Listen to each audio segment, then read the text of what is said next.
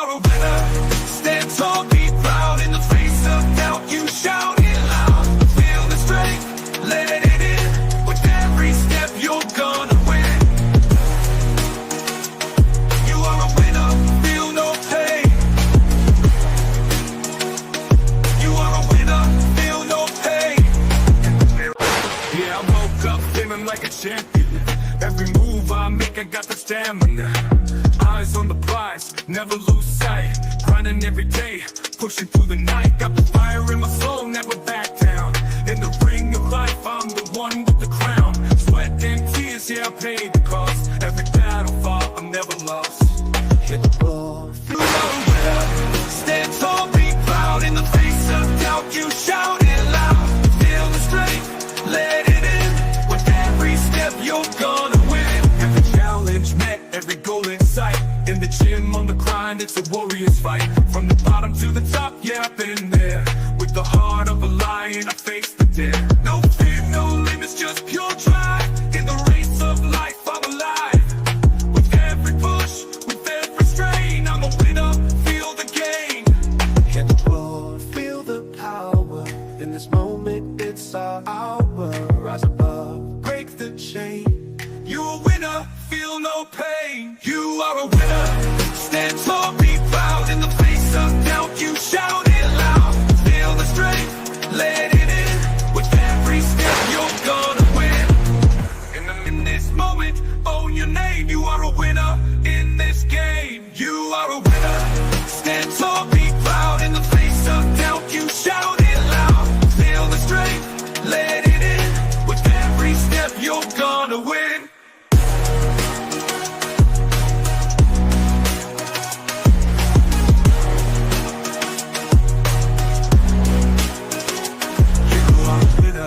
Stand tall, in the gym, on the grind, it's a warrior's fight. From the bottom to the top, yeah, I've been there.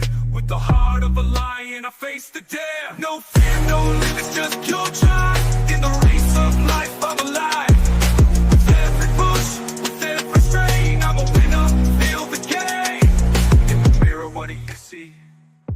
Out in the face of doubt, you shout it loud. Feel the strength, let it in. With every step, you're gonna win.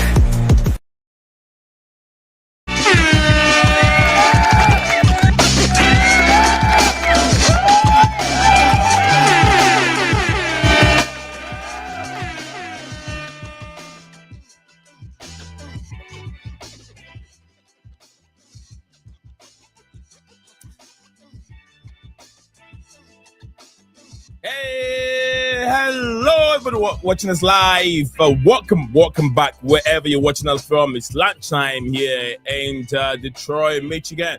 Yes, it is happening live. We're back again with another live exclusive transfer update. As wherever you're watching us from, thank you very much for joining us on the show today. Whether you're watching us on X or YouTube, we thank you for being on our show today. Exclusive transfer update, as we call it every day. Transfer feed. Looking at outgoing players for Chelsea, defender and striker sagas at this moment. I'll say good afternoon to everybody out there. Good evening to everybody out there. Welcome back to BlueClouds Media exclusive transfer update. Renato Viega, defender future opens for now. The future of Renato Viega is what we're about to discuss at this moment. Renato Viega remains uncertain, with multiple clubs pursuing him.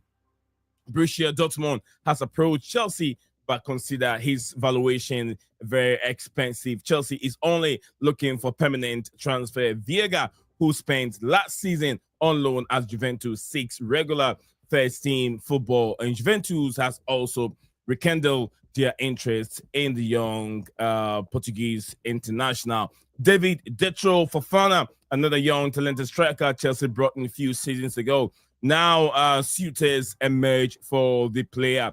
The market for Chelsea striker Datro Fofana is gaining pace in the French league. One club, Toulouse and OJC Nice, have formally entered the race, while Wolves Wolverhampton Wanderers link persists. They are currently unconfirmed competition for your unconfirmed report. The competition for the young striker is intensifying. Exclusive transfer news is what we'll be discussing today. That's what we have on the table. But as the stream goes on, anything else that is being reported, we will touch base on. So today's stream shouldn't be that long of a stream. Should be short and hit the hammer on the nail and get it done as soon as possible. But yes, we cannot do our live stream today without talking about the Super Cup that will be taking place a few hours later, which is between English super side Tottenham Hotspur and also French heavyweight Paris Saint-Germain. Remember, the last time they play a big club is when Chelsea really demolished them 3-0 at the just ended Club World Cup a month ago. Today, make a month ago when Chelsea beat them 3-0 to win the maiden edition of the Club World Cup trophy. So yeah, let's see what Paris Saint-Germain are all about. And I said that they are beatable. People thought they were unbeaten because they've been beaten like Real Madrid, Bayern Munich, and so forth. So yeah, Chelsea gave them their own medicine at the Camping New World Stadium. The BetLight, I think BetLight Stadium. Yeah, that's where it took place. Yeah, we're gonna see. Is it BetLight or MetLife? MetLife. Life, yeah, stadium. But yeah, we're gonna see what today's game. We're gonna talk about it. We want to know your either prediction or your thoughts on today's Super Cup game between Tottenham Hotspur and Paris Saint-Germain. So stick with us. And Zion is here. Stevie G is also in the building with us. We're gonna take you through the next an hour and a half of live streaming wherever you're watching us from. We always thank you for coming on. We really appreciate your time. So yeah, thank you all for coming on as usual. So stick with us, Nate Zion, Stephen G, and others that follows later. Thank you all for your time, and we'll see you in just a short break.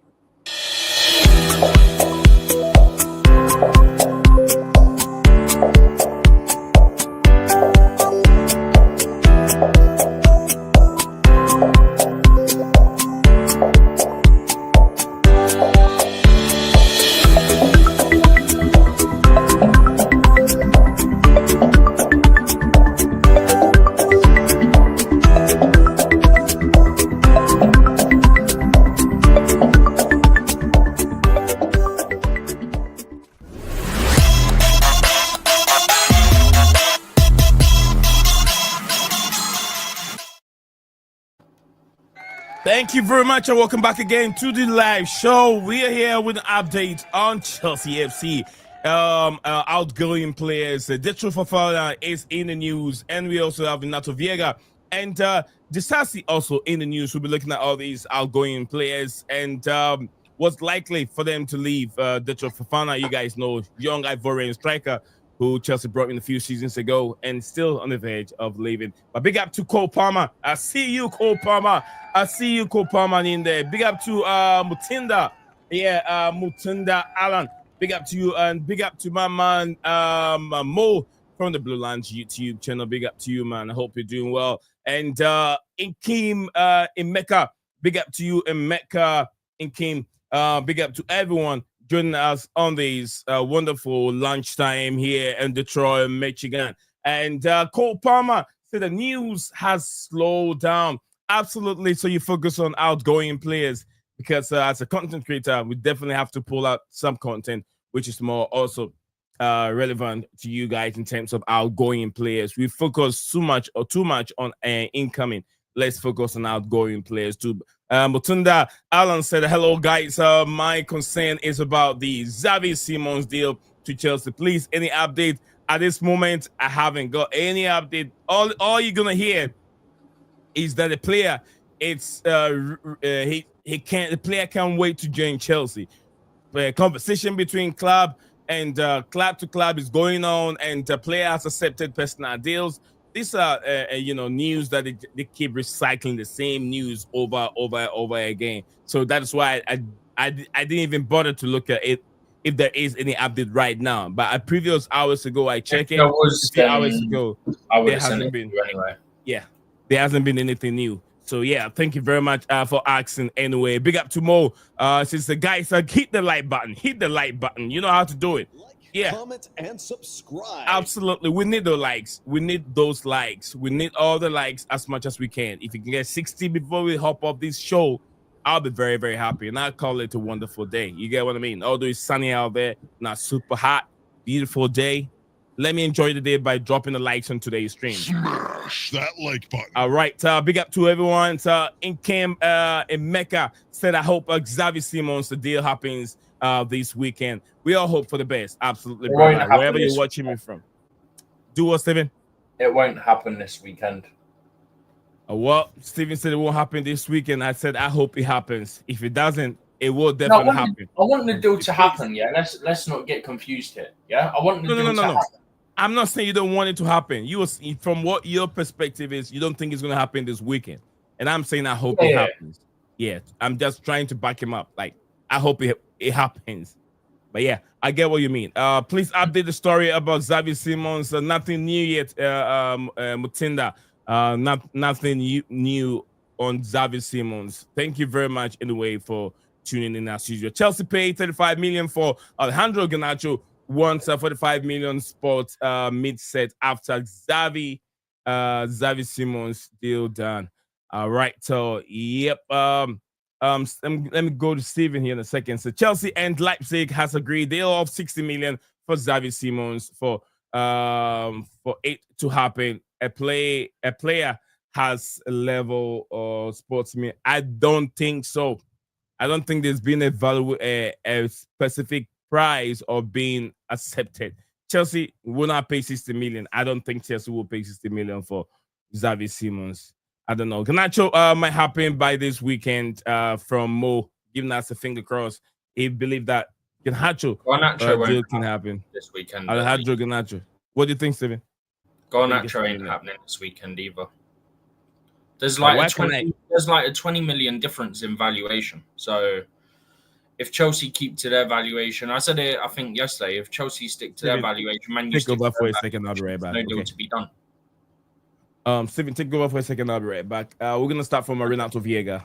Touch on it. Just give me about 2 minutes, and then I'll just quickly finish up the point on this, and then we can get on to Veiga. Can you shoot the screen, right? You can shoot the screen. I have Viega.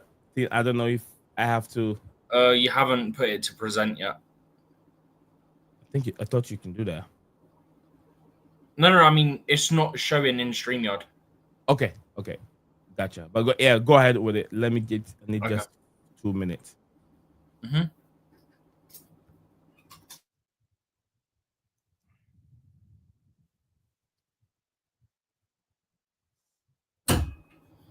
Yeah, so just quickly finish up the point on Mo's question, and I'll get on to Veiga so we can move the show along. Oh, he's had to go. I will try and get that tweet up as I speak. But basically, to answer, well, it's not really a question, but what Mo said, I don't see the deal happening this weekend for Garnacho. 20 million valuation. It means that a deal isn't going to happen quickly, if at all. So we have to see. But with that big of a valuation, I just don't see it getting done, at least not very quickly. But yeah, we are in a second gonna touch on the Veiga news. I am just trying to find the news, so just bear with me for 2 seconds. That's the wrong one, I think. Yeah, that's the wrong one. Okay. Sorry, guys. Open up Twitter. Veiga. Okay, so it's this one. So if I duplicate that. Sorry, guys. Bear with me for 2 seconds because I've got to get something else up on my screen as well.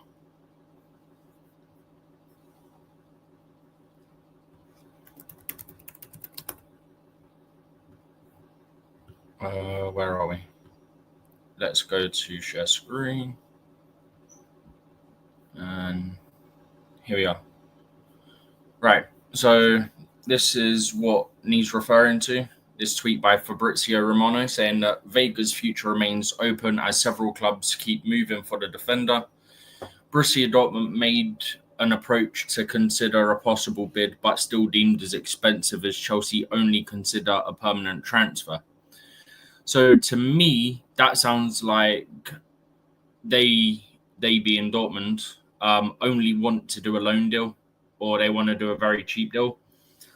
But there's no reason for Chelsea to give in to Dortmund's demands. When there's other teams that are going around as well. So there's no reason for Chelsea to give in to Dortmund's demands. If other teams are floating about for the player, then I'm sure someone's willing to pay it. We saw Atletico Madrid were kind of willing to pay it, and then they just got a deal done for another player on the cheap, so they went with that one instead. Who knows? Maybe down the line they come back in. But for now, all we know is multiple clubs are interested. Dortmund now seem to kind of pulled out a deal because they deem it too expensive, but it remains to be seen who else is there. I think at one point there was rumours of Saudi interest in him as well. But anything you want to add, any opinion, anything like that on the Renato Veiga situation, or even just specifically regarding Dortmund and their interest in Veiga?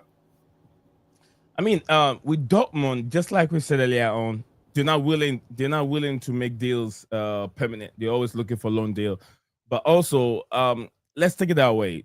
Renato Viega, although he hasn't got much game time with Chelsea, he's a left-footed player, right? We're down. Are we down with left-footed centre back? And he wants to play as a centre back, and we all know he's not a centre back player, but he plays centre back for the national team. He's gained some experience from there.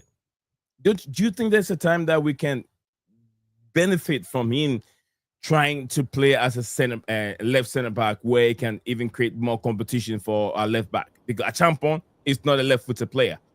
He's going to end up playing that position. Well, it's not natural. Viega is a natural left-footed player.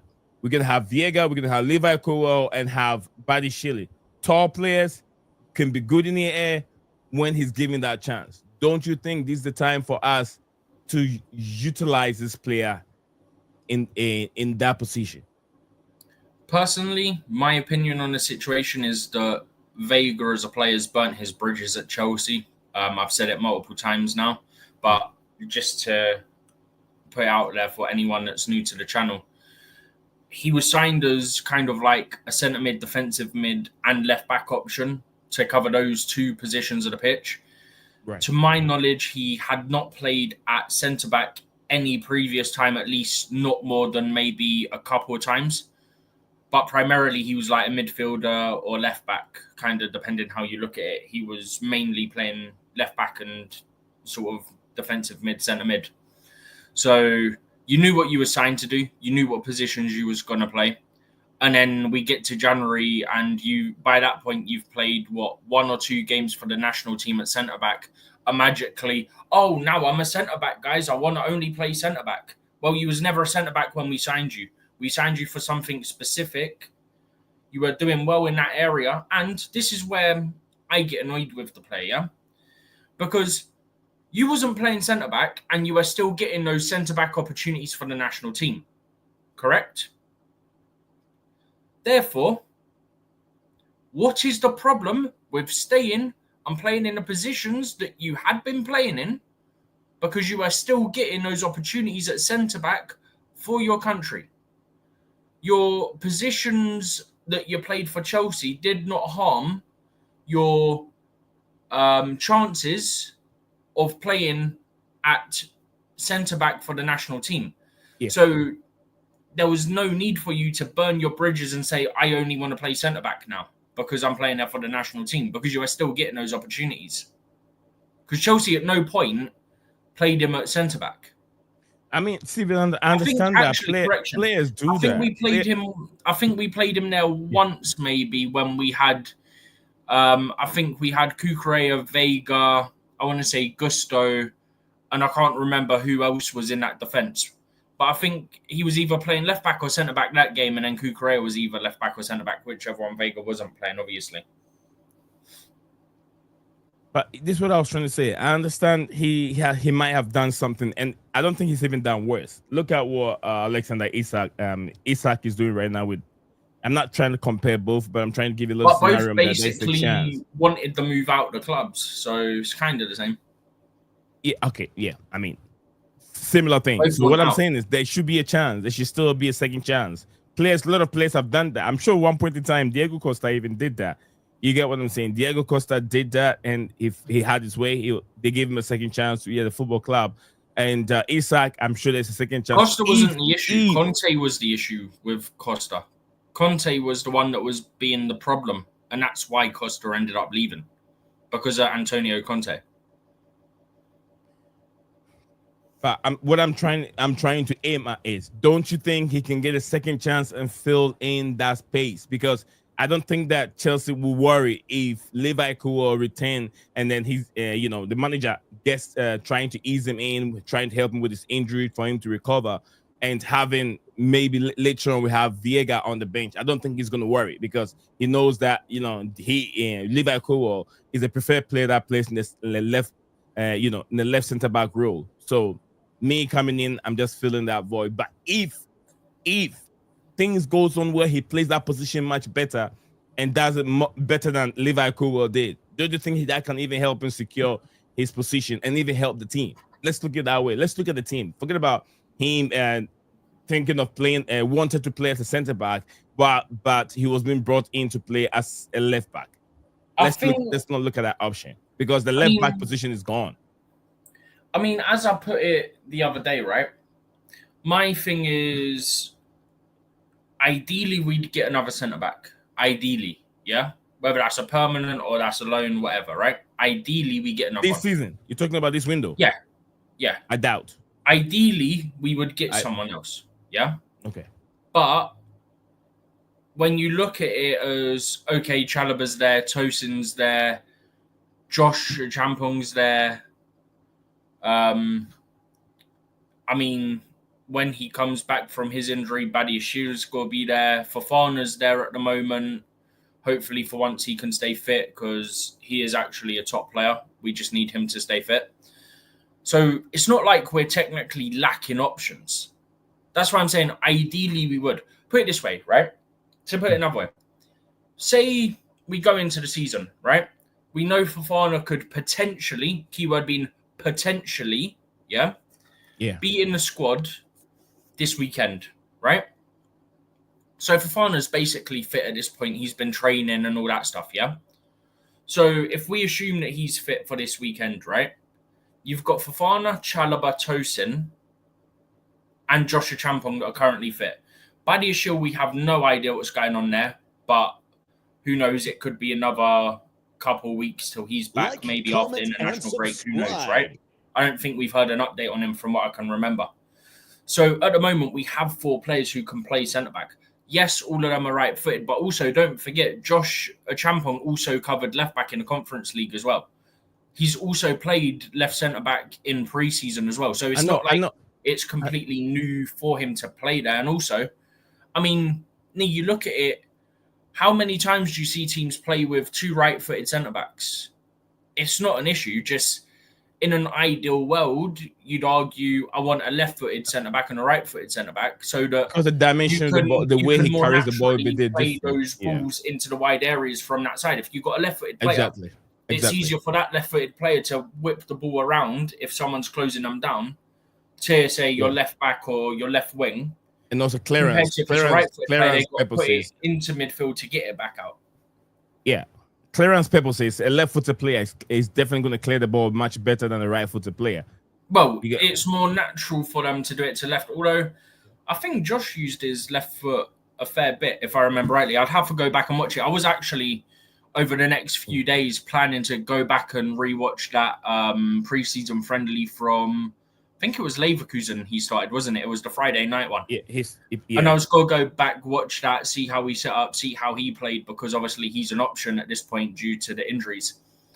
So I was actually considering going back, not for that, but I was just going to go back and watch both pre-season games, just see if I can pick out any little nuggets, so to speak, on how we set up that's maybe different to how we played sort of that middle part of last season, if that makes sense.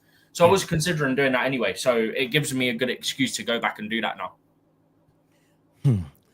All right, so guys, if you were watching this live, we're still discussing the Renato Viega's, Borussia Dortmund showing interest in the player. But big up to man like Makim and Daniel Knight 14. Big up to everyone. Robert Taha said although he is not a Garnacho fan, but he believed that Chelsea will not do it. Will not do it. The Copa said Chelsea will not do the deal if it is 50 million. Yeah, United want 50 million. Yeah. Chelsea will not do it if United won 50 million. But a big up to McCain out there. And Robert has said what he's saying here. He says that we will be Premier League champions. I agree with you, bro. You're my guy to go through tomorrow's stream. Tomorrow's prediction. We'll be doing our prediction tomorrow before the league kickoff on Friday. So yeah, I'm just going to switch over to this one for a second because it's what we're moving to next anyway. Yeah. Definitely. But because it keeps coming up about Garnacho, this is from Romano. I think this got posted by I call him Piss, but you know what it is. About nearly 2 hours ago now. I've only just seen it because I was trying to get the link to the Veiga one. And it says from Romano on Give Me Sport, so I presume he's wrote for them or something. But Justin, Chelsea offered the chance to include players in the Garnacho talks, Veiga, Nkunku, Jackson, or Disasi. And United wanted money, basically only wanted money, and rejected this opportunity. Chelsea want to pay 30 million, United want 50 million. Garnacho's working hard and being attentive to his phone in case he gets a call to travel for medical. Maresca has a plan for Alejandro and his development. This is from Romano a couple of hours ago. But yeah, even Romano's saying it. Look, Chelsea want to pay 30, Man United want 50. And there was someone else, I want to say his name's Sam Wallace, writes for a Telegraph, decent journalist, yeah? I think he said, like, there's a small gap in valuation. And I read it, I was like, small gap, mate, it's 20 million. Small gap's like 5-6 million, not 20. Yeah, 5 million small gap. I mean, in negotiations, I'd argue 10 million's a big gap. It is. Like, it is. What are we doing? Oh, there's a slight gap. There's a small gap in the valuation. Right, only 20 million gap. Good one. All right, very interesting. Very interesting. Small gap in valuation. 20 million. That's it's definitely not a small gap. No, you that's a lot of money. 20 million. To put it into context, Chelsea could have, if they signed Moises Caicedo in when the window first opened in like the June, July, instead of waiting for Liverpool to come in, there was talks we could get him for about 80 million. We ended up paying all in, including add-ons, 115 million, if I'm not mistaken. And I think it was about 100 million guaranteed fee. Yeah? So that just shows you 20 million, big blimmin' difference. Right. All right. Very interesting. Some few comments here. Let's Stephen, let's address some of the few comments that we have here. The questions, sorry, not just comments. There were questions that came in. Guys, so we have 20 of you watching live on YouTube and 49 watching live on the X. I want to thank you all for joining us on the show. And to one thing that I'm just asking you to do is don't forget to drop a like on your video, on this video, on our live stream. And if you haven't subscribed, what are you waiting for? Subscribe and be part of our growing community. Your subscription really matters for us here on this platform, and you joining us here means a lot to us also. So guys, if you have any question, you have comments, you have a question, drop it in the comment section below, and we will be happy to address those questions for you. Keep them coming. And I've seen some few questions. I skipped them when I was going through them. I thought I should have marked it or do something to it so I can remember and answer this question. All right, so that's 1 second. Roberta was Chelsea says what? It says Chelsea's coming for everything. Okay, yeah, he's talking about the trophies. I get that one. Makim said Viega ain't good enough as a center back or a midfielder. That is what Makim is saying. So Daniel Blue said blue is the color, football is the game. It is Chelsea anthem, bro. Absolutely, that's the Chelsea anthem. And Chelsea are the Club World Cup champions. And there was a question that I'm looking for. I'm still looking for. All right, hopefully I can fight. So tossing a champon partnership can fix this problem. That's from Makim. He believed that tossing a champon partnership, it's a good one. That will help Chelsea's. Was it this one? Is it true that Jack Grealish? Yeah, I think one of the questions. Yeah, so that deal went through yesterday. That was made official. He's got to wear the number 18 for Everton, so that is official. Yeah. Yeah. So that deal is done. Jack Grealish is now officially on loan. We have to remember on loan and on loan with Everton. An option to buy at 50 million. Yeah, and from what we heard first, that City was only willing for anyone who wants Jack Grealish to pay his full wages. City don't want to have part of it. They don't want to pay any of his wages. So I'm not so sure. Steven, did you come across the deal? Did they say Everton are paying for his wages? I've not seen anything saying about the split on who's paying how much. Because he wasn't high wages though. So yeah, I don't know. He was. Sorry, I'm just trying to find something quickly. All right, so Makim, Steven said this. Makim says Trevor and Tosin is working well too at this moment. Trevor Chalobah and Tosin, yeah, both are working. They're working very well. I hope that they will stay fit, especially Trevor Chalobah. I see a lot of potential in Trevor Chalobah. Chalobah doesn't really have an injury history. Let's be honest. Yeah, for him, I know he can do. He can be the right center back that we're looking for. The right center back that we're looking for. He had a shaky moment against Real Madrid or Barcelona or something like that a few seasons ago, but he has grown and matured from that. And I know he can do much better. So guys, keep your comments coming before we move to the next stream. Yes, next topic, Steven. Mm-hmm. I mean, the next one was Garnacho anyway, wasn't it? No, I don't think Garnacho was in the thing that I sent. Oh, wait, no, it wasn't Garnacho. Yeah, we can touch on it if it's something. No, I've already touched on it because it mentioned that we were willing to offer Veiga in the deal to Man United. That's why I touched on it in the first place. But also because the comments were saying about Garnacho. Oh, from the Athletic? No, this is the one that I had up from Romano. And Chelsea are willing to offer Viega. We were willing to offer make the difference. And those other names, I've already read it out anyway. Well, Viega is priced about 25 to 30 million, isn't it? I think it's about 30 million. Yeah, so 30 million. So the difference will be what? Chelsea gonna add 10 million to it, or just mere quid, 5 million or 10 million to it because they're asking 50. Mm-hmm. Chelsea wants to pay 40. Anyway. It was just a way of trying to figure out a difference, I guess, but they didn't want to. Okay. So, guys, we've discussed Renato Viega being linked to Borussia Dortmund. Permanent. Chelsea wants a permanent transfer for these players. I remember he was on loan to Juventus last season. We will talk about it. We will talk about next in the stream. We'll talk just about quickly as well. By the way, I forgot to mention this. If I remember rightly from what I saw yesterday, there is a plan to do a moment of silence at every Premier League game this weekend for Jota and his brother, because it's the first round of league fixtures since the accident. So it's just going to be the first round. We're not going to see they only do it for the round after it happened. So the plan, from what I read, is for them to do a moment of silence before every Premier League game this weekend. That's nice. That's nice, though. That's nice. All right, so guys, if you're watching us live, what happened? Did the thing kick me out? Or you took me out? I thought you left and then you rejoined because I thought you had a connection issue. No, I didn't.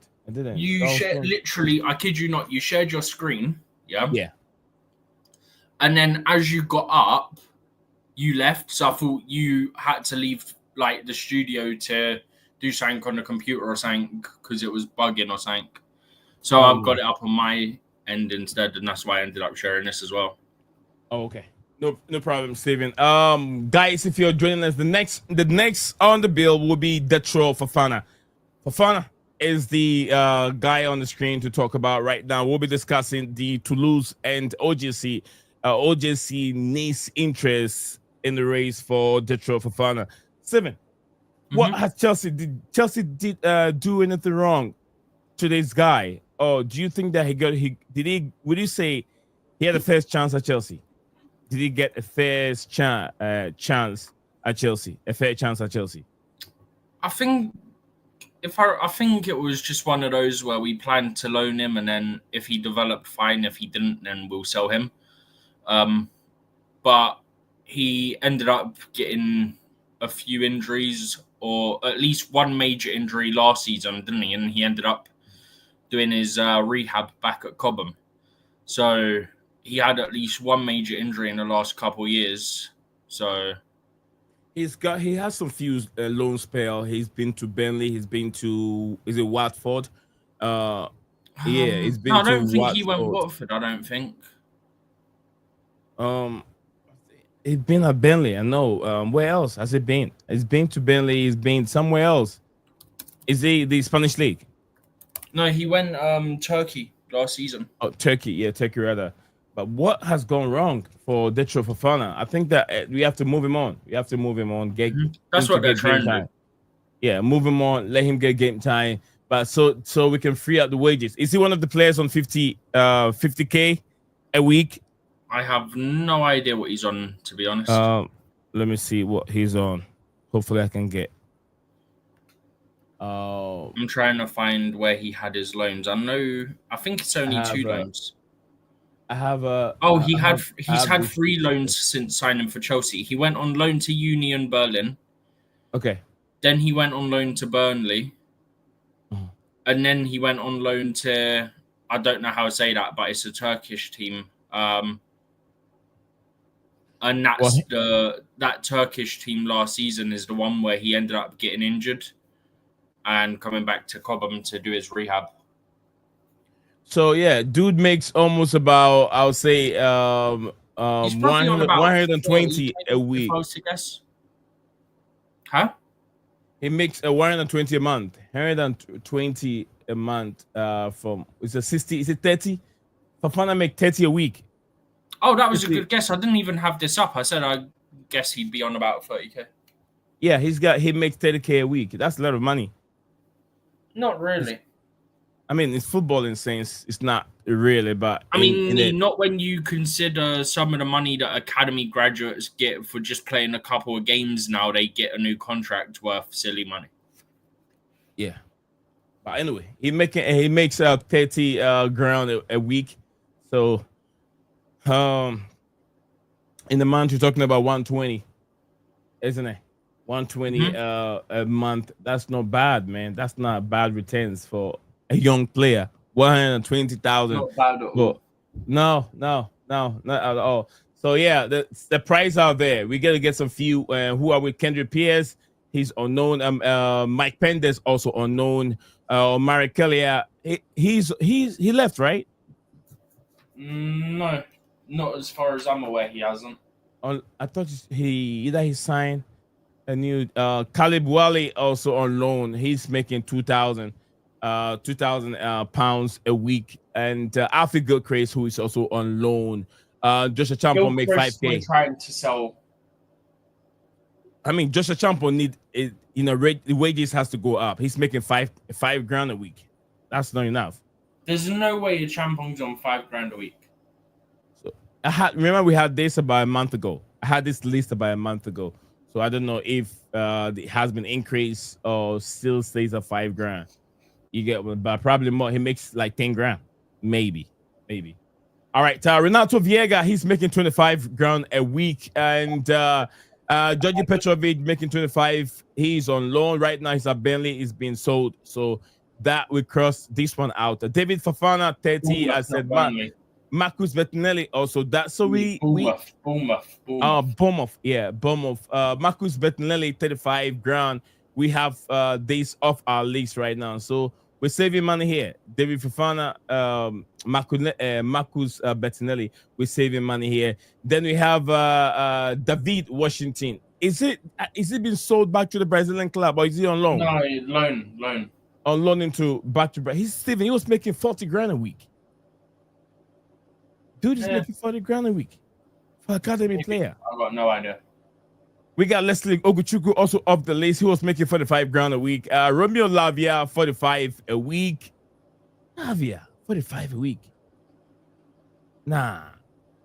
Malo Gusto, 45 a week. Noni Madueke, 50 a week. Philip Jorgensen making 60 a week. Trevor Chalobah, 50 a week. Robert Sanchez, 60 a week. Axel Disasi making 80 a week. Kenan Drisby making 80, who is gone right now. We scrapped that one off our list. We'll be saving money on Kenan Drisby Hall. Benoit Badiashile making 90 grand a week. And we have Mikhailo Modric, 80 grand a week. I don't know how much he's making now, although he's not playing. Probably they're gonna reduce the price down to probably maybe around 60 or 70. McGee making 100 grand a week. This dude get barely played. Jesus Christ! Enough over here. We'll move on. From Datro Fofana, and we'll tackle other issues. Hopefully, he get his loan move that he was looking for comes in as soon as possible for him. And who do we have here on the stream? We have Ben Yusuf. Sammy says that we have too many dead woods. Absolutely, we do. We have a lot of dead woods. If you look at these pay slip over here, we got a lot of players on the list that we have to get some of them out as soon as possible. Some of them need to go as soon as possible. Steven, are you sharing anything?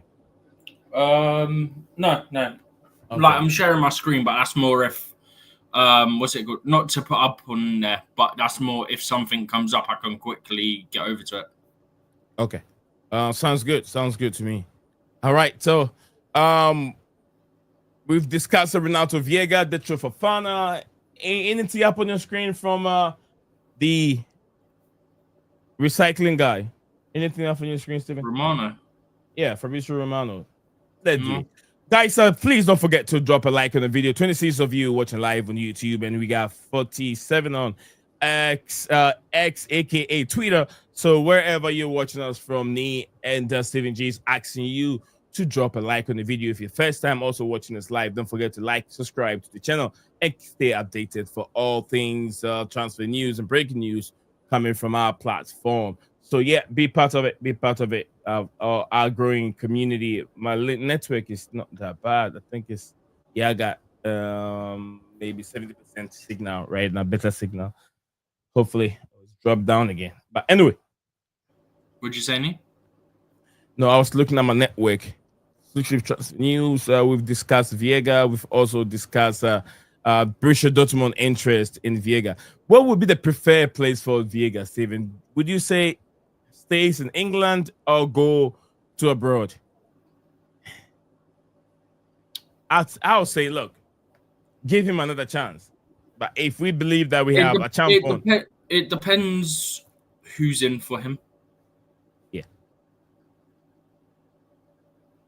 Do you know what I mean? Yeah, Steven. Yeah.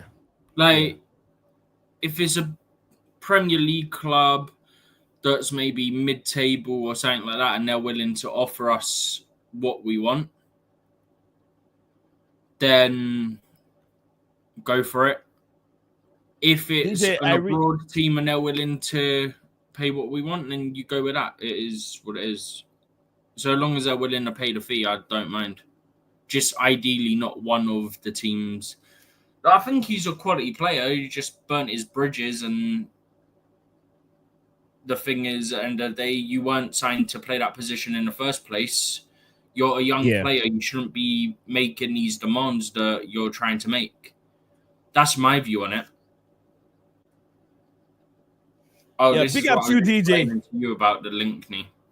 Yeah, I did. I thought, you know what I did? When I was supposed to send in the right link, I forgot even more also if it's free, he can join us here. But if not, I forgot.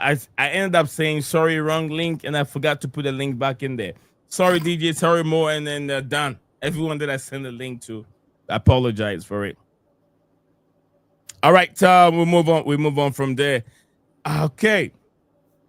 This is something I'm going to quickly share. All right, big up to you, Matunda, watching this live. He loved the stream from X, watching this live on X. Big up to you, brother. Hope you're well. Thank you for watching and following us here. All right, big up DJ. But DJ yeah, is here. big up DJ Legend for one. And then also, this has just come up. I think it's in the last 15 minutes. Chelsea allocated a fund of £11.4 million to be distributed equally between players who represented Maresca's side during the Club World Cup. That's coming from The Athletic. So it's a big lot of money that we've given to those players as like a bonus, if you think about it. I think we had, 27 players, something like that played. So if you do those like 11.4, those that play few minutes are also making the same money. Do you like know how much that is? If you divide it between 27, because I think that's roughly how many players represented, yeah? That's about 420,000 per player. 420,000 per player for just 7 games. I think so.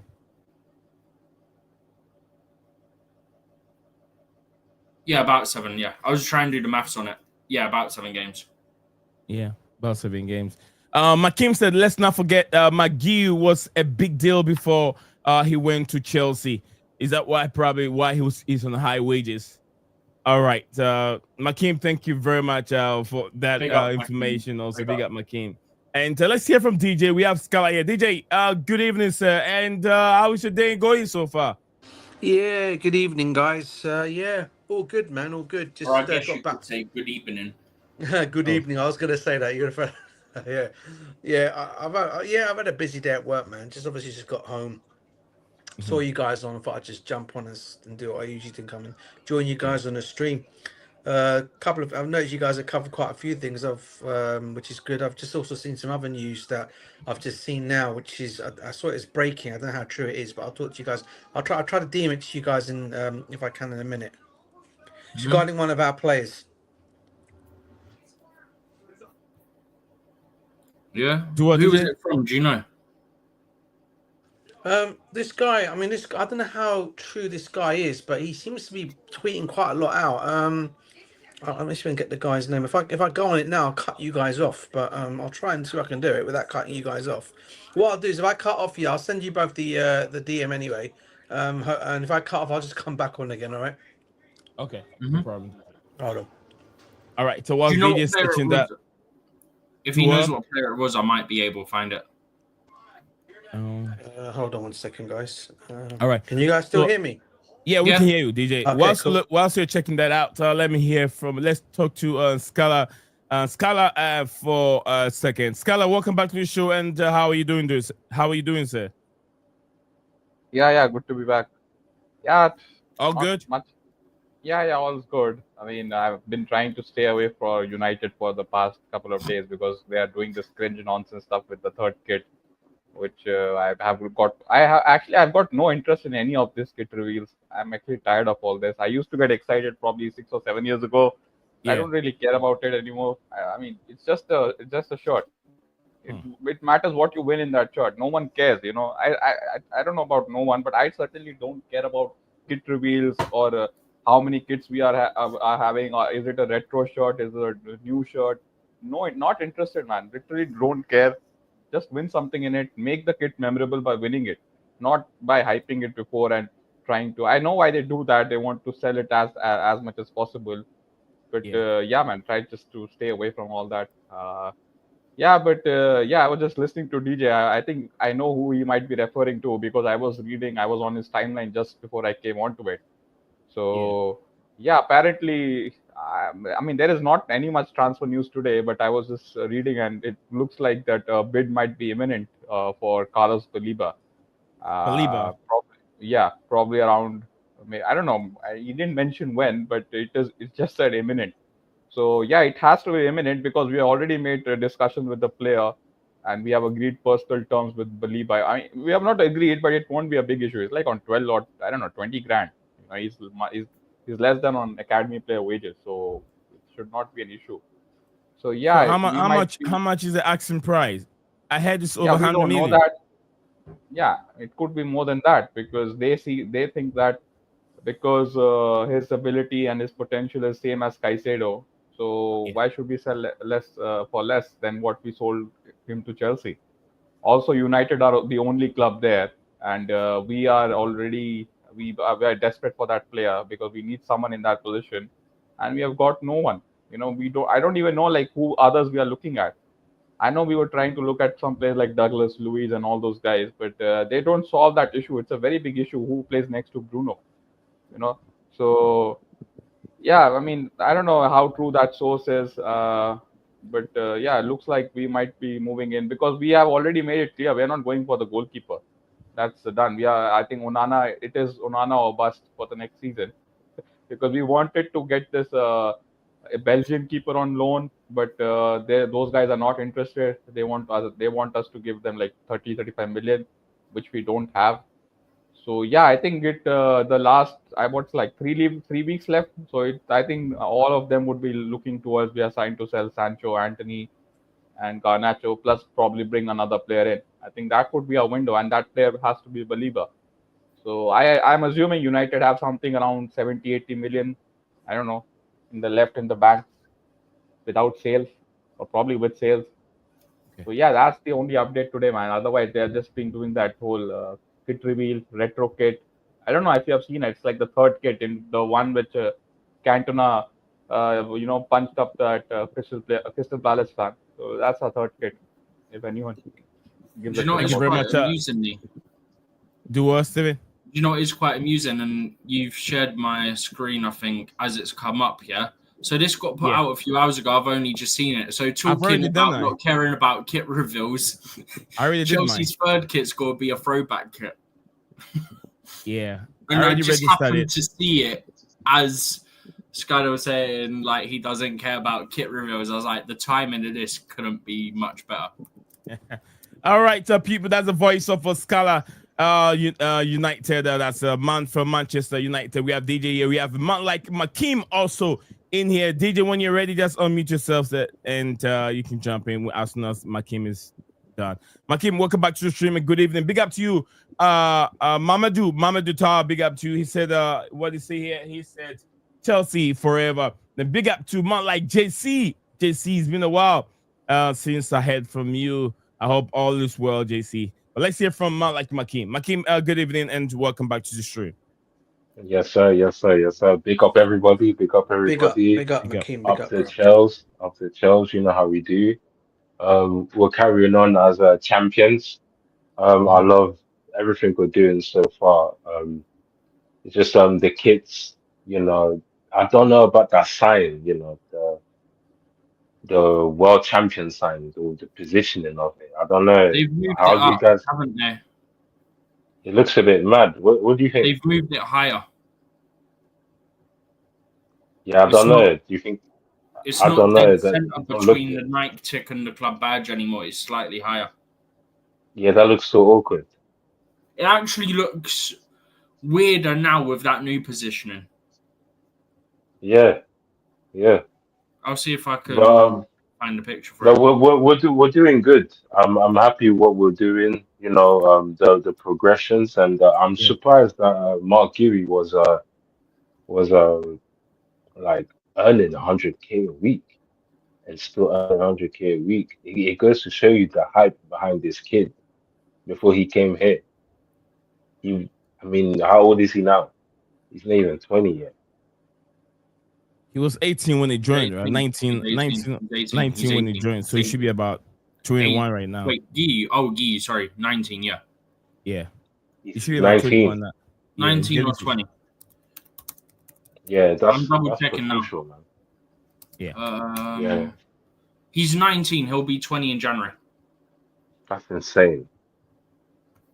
Make 100 grand a week. I wanted to ask Skylar a question.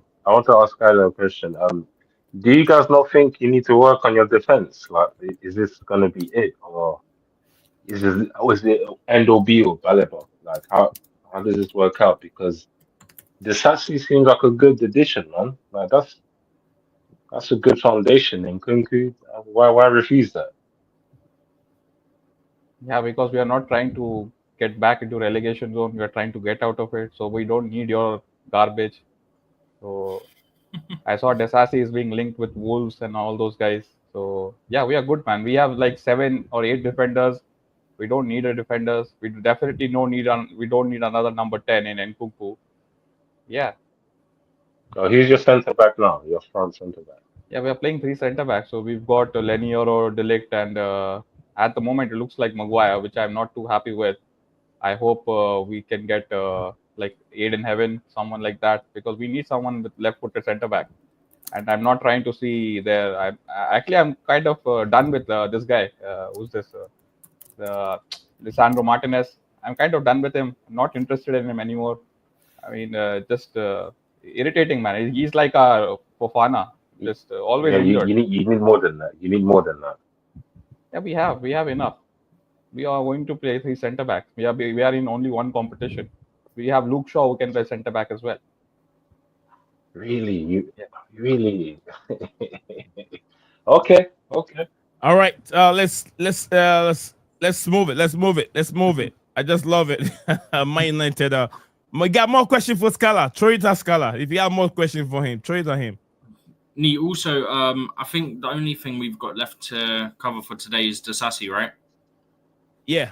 Disasi is the one we're gonna discuss it. I'm sure DJ will be ready for us soon. Big up to you, Dales in the building. Big up to you. I'm not sure if you guys have seen the list. The list is out, and some of the number where I see the managers. They're talking about the 50 top managers in the world. I was looking at the list and where they have some of these managers. I don't get it. I don't get some of the managers. I don't think it's right. Where they have what's his name? Arteta. Arteta is within the top 5 or something.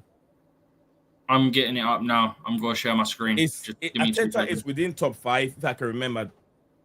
And I don't think that is right. What has Arteta achieved for him to be in the top 5?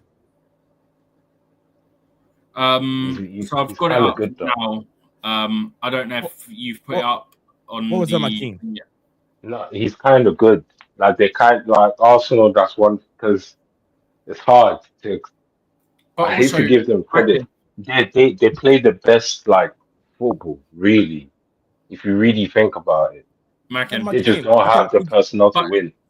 But the thing is, so this is what they've done it on, right? So coaching acumen, so the ability to apply coaching principles to match set and physical preparation, in-game management style, the attractiveness of the football style, entertainment value is paramount here, as is a manager capability to dictate the proceedings of a game. Yeah. Arsenal should be there. Attacking style, produce a higher score, people management, motivational skills, capacity to get maximum performance. Oh, no. Communication, a manager's ability to instill trust in their project, which is ironic. When does it make sense over there? But Stephen, go ahead. The club directors and players, history and achievements. Well, he's not really achieved anything other than one FA Cup. X factor, ability to surprise and come up with new ideas. His new idea is I'm going to rely strictly on set pieces for the most part. Not just that, comparing Newton's invention of a light bulb to his tactical motivation. That was quite funny. I'm just going to scroll till we find him, and then I'll go. The thing is, him and Maresca. If he goes to a winning team, he's going to maintain it. He's a good maintenance man. He's a good manager.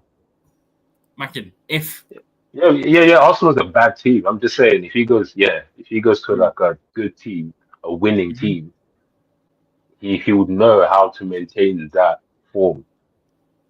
So, for example, he's not bad.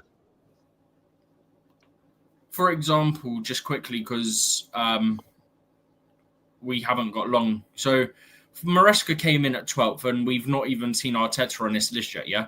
So Maresca got 14 out of 20 on coaching acumen, 14 out of 20 on style, 14 out of 20 on people management, 13 for communication. History and achievements, he got 5. X Factor, he got 7. But the last 2 are out of 10, not out of 20.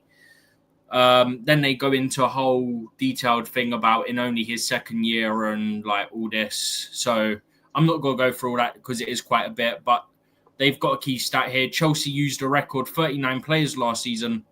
Testament to the club's ambitious recruitment driver, Maresca's strategic squad rotation across multiple competitions, right? We go down now. Still no Maresca. Oh, still no Maresca. Still no Arteta. Still no Arteta. There's Arteta at number 6. So he's got better style.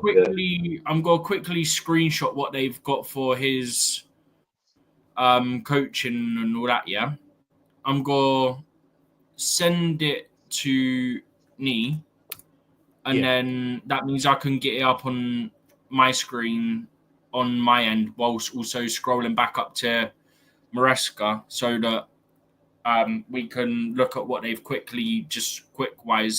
what they've given us scored, whilst we have Scala here too, we can do that comparison. Remember, DJ has something he was trying to share with us, so find some time for DJ.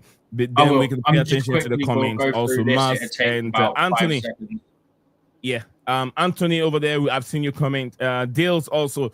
Dales, I have a big reaction on this. I don't know if it's just the hate or dislike on this Garnacho, because I don't know. But I'll tell you something. If you're trying to compare these two players, one, you know why Man City is selling Savinho? Because there's no end product. I would never take away that he can take a man on, but it's just like a Madueke. When he gets to the 18, there's no end product over there. Sorry, I'm not. All right, I don't want to get beaten over here by my king. So I'll take the Madueke out. Just quickly, so, but we'll come into that. Keep it. No. Wait. Just one question. If someone asks you, Nia, if Savio is better out of him or Escobar, and someone says Savinho is better, how would you feel?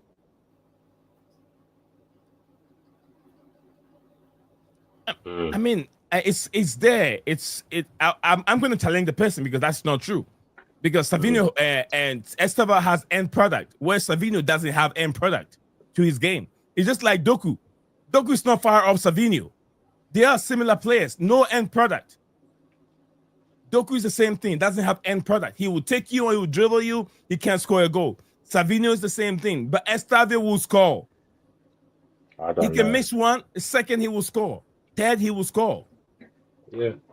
That's where I wouldn't agree with Deals over here. We're trying to compare. I don't know. I'd rather Savio than Neto, but then that's my case, isn't it? I digress. Me. Yeah. I'm gonna try and be quick with this so we can get on to the last thing, and then we'll be looking at. We'll make it snappy. We'll look at two managers from here. Scarlett's manager and Amarim is in there. He's within the top 6. Yeah, Amarim's further back. He's nearer the beginning of the list. Okay. We'll look at Amarim. We'll look at our coach and then us now because we have Mas over there. Yeah. Go ahead. So, just quickly. So, they gave Maresca 14 for coaching acumen. They gave Arteta 16. So, Arteta got 2 higher on that, yeah?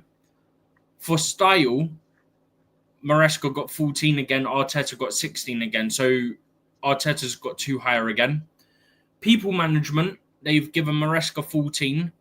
They've given Arteta 17. Communication, they've given Maresca 13 and Arteta 15. So far, it is Arteta 2 higher on everything except from people management where he's 3 higher. Yeah? History/achievements, Maresca 5, Arteta 4. Yeah? So Maresca's 1 higher on that. And X Factor both got 7. Yeah? So the total, Maresca 67, Arteta 75. I'd argue Arteta for history and achievements has to be more like a 3 compared to what Maresca's done, because Arteta's won an FA Cup and, big deal, he's won 2 Community Shields. Yeah, no one cares about that. Yeah? Whereas Maresca's come in. Arsenal fans cares about it. His first year. Hold on. Arsenal fans cares about it. I'm going to be 2 seconds. Yeah, Arsenal fans care about it because small club mentality. Let's be honest. Who out of the other big teams really cares for Community Shield, right? And Arsenal go, oh, we got 17 or whatever number it is. Don't care, mate. It's literally a pre-season game. That's literally what it is, right? It's literally, I kid you not. Do you remember it used to be called like the McDonald's Charity Community Shield or something like that? It's literally because McDonald's is sponsoring it. Because McDonald's is sponsoring it. No, but it literally used to be like the Charity Shield or something. It's for charity, yeah? Okay. Like, yes, it's good, it's for charity, yeah? But, like, from what I remember, I don't even think Man City, when they've been in it, really play many starters, for example, right? It shows you how other teams take this in terms of the seriousness, right? But my thing is, Maresca's first year in the job, yeah? Oh, he's a championship manager. He's not going to do anything. He'll be sacked by Christmas, yeah?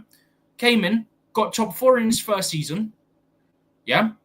Then, okay, it's Conference League. We were expected to win it, but you still got to execute and do it. He achieved that, yeah?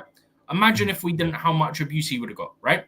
Then, we go to the Club World Cup. Oh, Chelsea aren't going to win it. They won't even get to the final. They might not even get to the semi-final. Look how many teams are in there, yeah? Gets to the final. Oh, PSG have got to batter him. Yeah, who done the battering? Enzo Maresca. A month ago today, by the way. 1 month ago today, Chelsea became the world champions, yeah? But everyone was writing him off. Everyone was writing him off for the whole of that Club World Cup tournament, especially against PSG. They're not going to do it. PSG will go batter them, this, that, and the other, yeah? He literally came up with a specific game plan, knowing how attacking the wing-backs are for that system, that we could exploit it, and pretty much every goal came from that, yeah? I'd say that shows tactically he can adapt, yeah, for one, yeah? And also, that deserves to put him maybe 6 for achievement and Arteta down a couple. Because Arteta hasn't achieved anything on a big stage, so to speak. Like, yeah, you've won an FA Cup, right?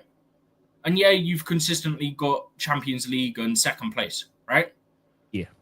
But if we're talking history and achievements, where does top 4 fall in that? Because compared to coming in one season and you've got top 4 in your first season and you've gone and won and become world champions, that should be more than 1 point higher. Okay. Whether that's taking points from Arteta or putting points up for Maresca or mix of both. And now I'll go and find Amorim. I think he was like 30. Steven, whilst we're looking for Amorim, let's hear from DJ. DJ, can you jump in for a second? And we're also going to hear from Scala here in a bit whilst we look for Amorim. But whilst we're doing the DJ ready, let me know if you're ready, DJ. Yeah, guys, I'm good. Yeah, it was nothing. It was nothing. It was just I didn't recognize who the guy. All he said is that apparently Chalobah's up for sale. We're going to look for offers for him, but I don't know how true that is, to be honest with you. Not anywhere true. So yeah, that's why I didn't. When I read it and I saw 5.2k followers, I thought, nah, this guy's chatting crap. So that's all it was, guys. DJ, it's not the followers. Sometimes when you listen to some of the tweet, like, just look at what's going on right now at the team. I don't look at the followers. I just read it. If it doesn't make sense to me, and I believe it's not happening, I don't pay attention to it. It's not about it. Someone can have maybe 1K followers, which is 1,000 people. But what he's saying makes a lot of sense. That also, I'd look at who follows them journalist-wise. Are they followed by any of the big journalists? Yeah. But if you look at the number and say, "Oh no, this is just debunk it," sometimes you could be even wrong. But don't look at the numbers alone. But just look at Chalobah. Chalobah is playing very well right now, and right now, Fofana is now really fully fit. So it's left with Badiashile and Chalobah, and that's that stage. Chelsea are not going to bring anyone in because of his performance so far in the Club World Cup, ending of last season and all that. I don't think Chalobah is going anywhere. So I doubt Chalobah is going to get sold now. But thank you very much, DG, sharing that with us. So what do you have on Amorim and Steven? Let's make it snappy, and then before the comments get too big for us to attend to. Yeah, because I think this is like one of the last things, isn't it? So I think we've talked about Teta, right? We've talked about Maresca. So Amorim is the last one. Thank you. I meant in general. But yeah. For Amorim, they've given him 10 for the coaching acumen, 12 for the style, 14 for the people management, and 12 for the communication, 3 for history/achievements, 5 for X Factor, so a total of 56. I'd say some of that's pretty harsh, personally. Yeah, history and achievement. I don't think that's right because he's been a Sporting. I'd argue if you're giving Arteta, what did they give Arteta? 4 for history achievements? I'd argue Amorim's a 5. Yeah, Amorim should be a 5. He's been there for a while and he's won the Portuguese league for consistency, right? About three in a row or something like that. Yeah. And so if you talk about achievement, DJ know better than us, but I think I remember it being back to back. But coaching acumen, I just want to quickly check something. So remember coaching acumen, they gave 10, yeah? So I want to quickly go to their criteria for 2 seconds, right? So coaching acumen, the ability to apply coaching principles to a match set in physical preparation, in-game management. I'd argue that needs to be slightly higher then. People management, they're probably going more off the fact that he doesn't want certain players in and how certain players have been treated. I think it was people management. It was out of communication. But it's harsh to say communication was low because I think they had communication about 10, and that's manager ability to instill trust in their project internally to club directors and players and to the outside world, so media and supporters. Yeah. Would you say the history and achievement, they're basing that on the level of the competition, maybe Premier League and the Portuguese league? Do you think that's why he's been rated? Well, that's the only jobs he's had is the Premier League and the Portuguese league. No, I was saying, are they comparing that? Because if you're in the Premier League, you get higher marks because of the competitiveness of the Premier League, and if you're in the Portuguese league, is between just a few clubs, and the league is not as physical or competitive as a Premier League. That's why he gets 3. I don't know what it's really based on because I don't think it really adds up to me. So I think that would be unfair. Plus, you've got other managers in there that haven't been in the Prem and stuff like that. So that feels, if they were doing it that way, it would feel very harsh, in my opinion. I'm just trying to look at the trophy aspect of it now. So he's won 2 Portuguese league. 2 times Portuguese champion. So actually, it wasn't back-to-back. I got that wrong, but he did win 2 league titles. They were 3 seasons apart. He's won 3 Portuguese Cups, including one with Braga, and then he won 2 with Sporting. Ironically enough, Braga he won in 2019-2020 season. The next season he won it with Sporting, and the season after that he won it with Sporting. So he as a manager won 3 of the Portuguese League Cups in a row with 2 different teams. Thank you very much, Stephen. Let's hear from Scala before we move on from this list. It came up here a few days ago. Scala, DJ, and Makim, you guys want to react on this list? Any reaction from you, Scala? Who's made this list? ESPN. Why are we giving them so much importance? I mean, my thing for it was more about who's where, because it's odd. Yeah, it's just I don't know. It's just some sports journalist who must have written it, and he's given 56 out of 100. I don't know. I mean, I don't really. It's not like something I care too much about. I don't care if he gives 0 out of 100. At the moment, Amorim is not doing anything for my club. So he might be 24 or 21. I don't know. It doesn't make sense. It's off ESPN. It's not even like some. If it was off from FIFA or something, maybe I could have taken a look. At least someone who has watched all the games. ESPN is an American outlet. I don't think they are watching all these managers. So yeah, man. Whatever. I mean. Yeah. All right. So, I mean, that makes who wrote this. DJ, you want to react to it, or we move on from there? We just want to touch base on it. No reaction, mate. All right, thank you very much, DJ.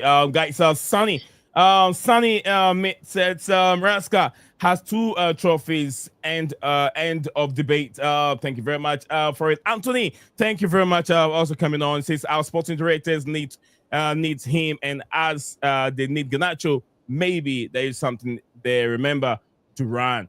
That is from Anthony. Thank you very much, Anthony, for their comments. Sunny Mitt said, is it Met, right? He said, bro, just move on. No one cares about this list. Absolutely from me. So you guys were saying Enzo Maresca wasn't good enough last summer.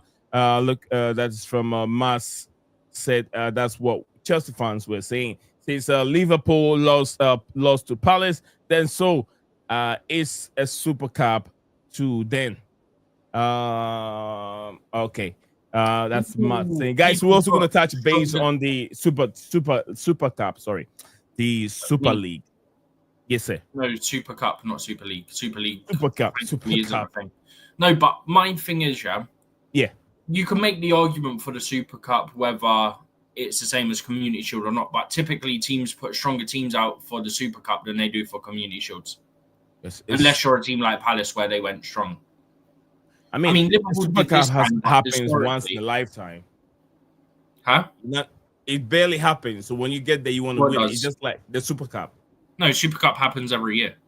No, I'm saying how many teams get to that section? You have to win Champions League or win Europa League to be able to get there. That's what I'm saying. How many have Chelsea been in now? Chelsea have been in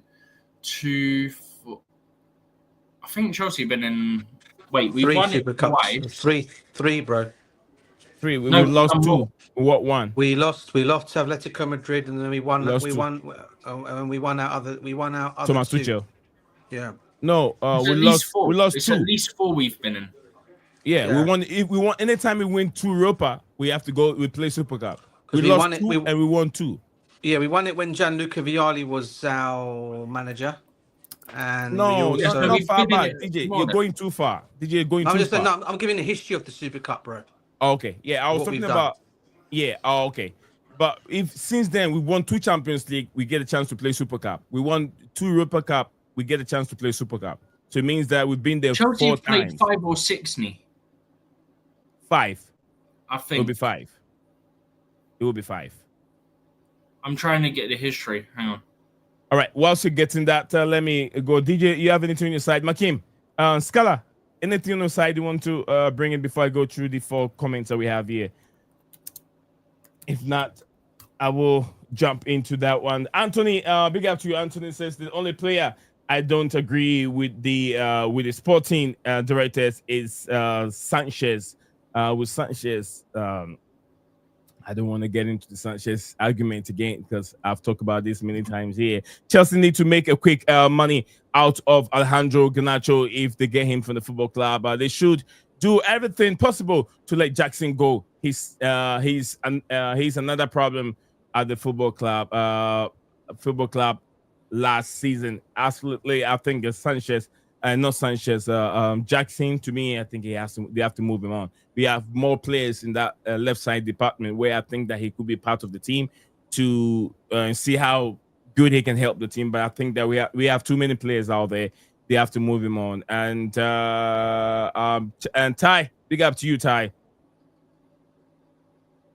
All right, Ty, I can't read what you said over there. That's why I just move on from it. But I just I've got no idea. Yeah, I can't read it. I don't understand. It basically says "ta tu bem, ta tu bom," means more like it's good evening. Oh, good evening. Well, someone what language is that? What language is that? Portuguese. Oh, really? Yeah. No wonder you understand it. Yeah, bro, of course. I could understand if it's French, but far from it. But anyway, yeah. Rich Moneymaker, big up to you, Moneymaker. It's watching us live on YouTube. He says, big up all the legends. The owners haven't agreed a deal with Garnacho because the owners have said no to 50 million pounds from Manchester United. Wesley, it's a Win Stanley. Not happy. Sims deal has been done. Simmons deal has been done according to my sources or his sources. We Manchester United. I'm not sure if it's is it Chelsea Marcel.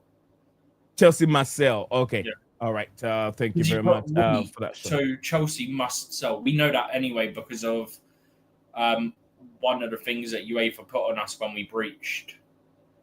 Yeah. Was we have to basically match our cash flow in terms of how much we get in from sales compared to how much goes out from purchases. But I think it's only guaranteed fees because otherwise it'd be an absolute mess. But that's to allow us to register new players for the Champions League. Okay, thank you very much, Stephen G. So yeah, I've reacted to a few of the comments. Thank you very much, Rich Moneymaker, as usual. Big up to you, bro. Legend himself, always sharing information with us on whether X or YouTube. Really appreciate it. 27 of you watching live on YouTube, and the other, I think, 91 across our platform. Want to thank you all for watching us, and wherever you're watching the platform from, don't forget to follow, and subscribe to the channel. Like, comment, and and don't forget to drop a like That on like the button. video. It will help the channel go places. So thank you very much for all of you joining us. Disasi is the one we will be discussing. Then we're going to move on to our prediction for the Super Cup that will be taking place. English sensational Tottenham Hotspur who will be meeting the French giant PSG. Absolutely, PSG. Tottenham Hotspur, they're a big football club. You got to show them that respect. They're a big football club. Forget about the trophy. They've won Europa League trophy just in the season. Last season, they've won it. So you got to give them the flowers. They are a big club. All due respect, they're really not. If you still consider Manchester United a big club, then they are a big club. Because United are far away. Historically, Man United are. Historically. Tottenham Hotspur, historically, they've won something before. Okay. They've won something.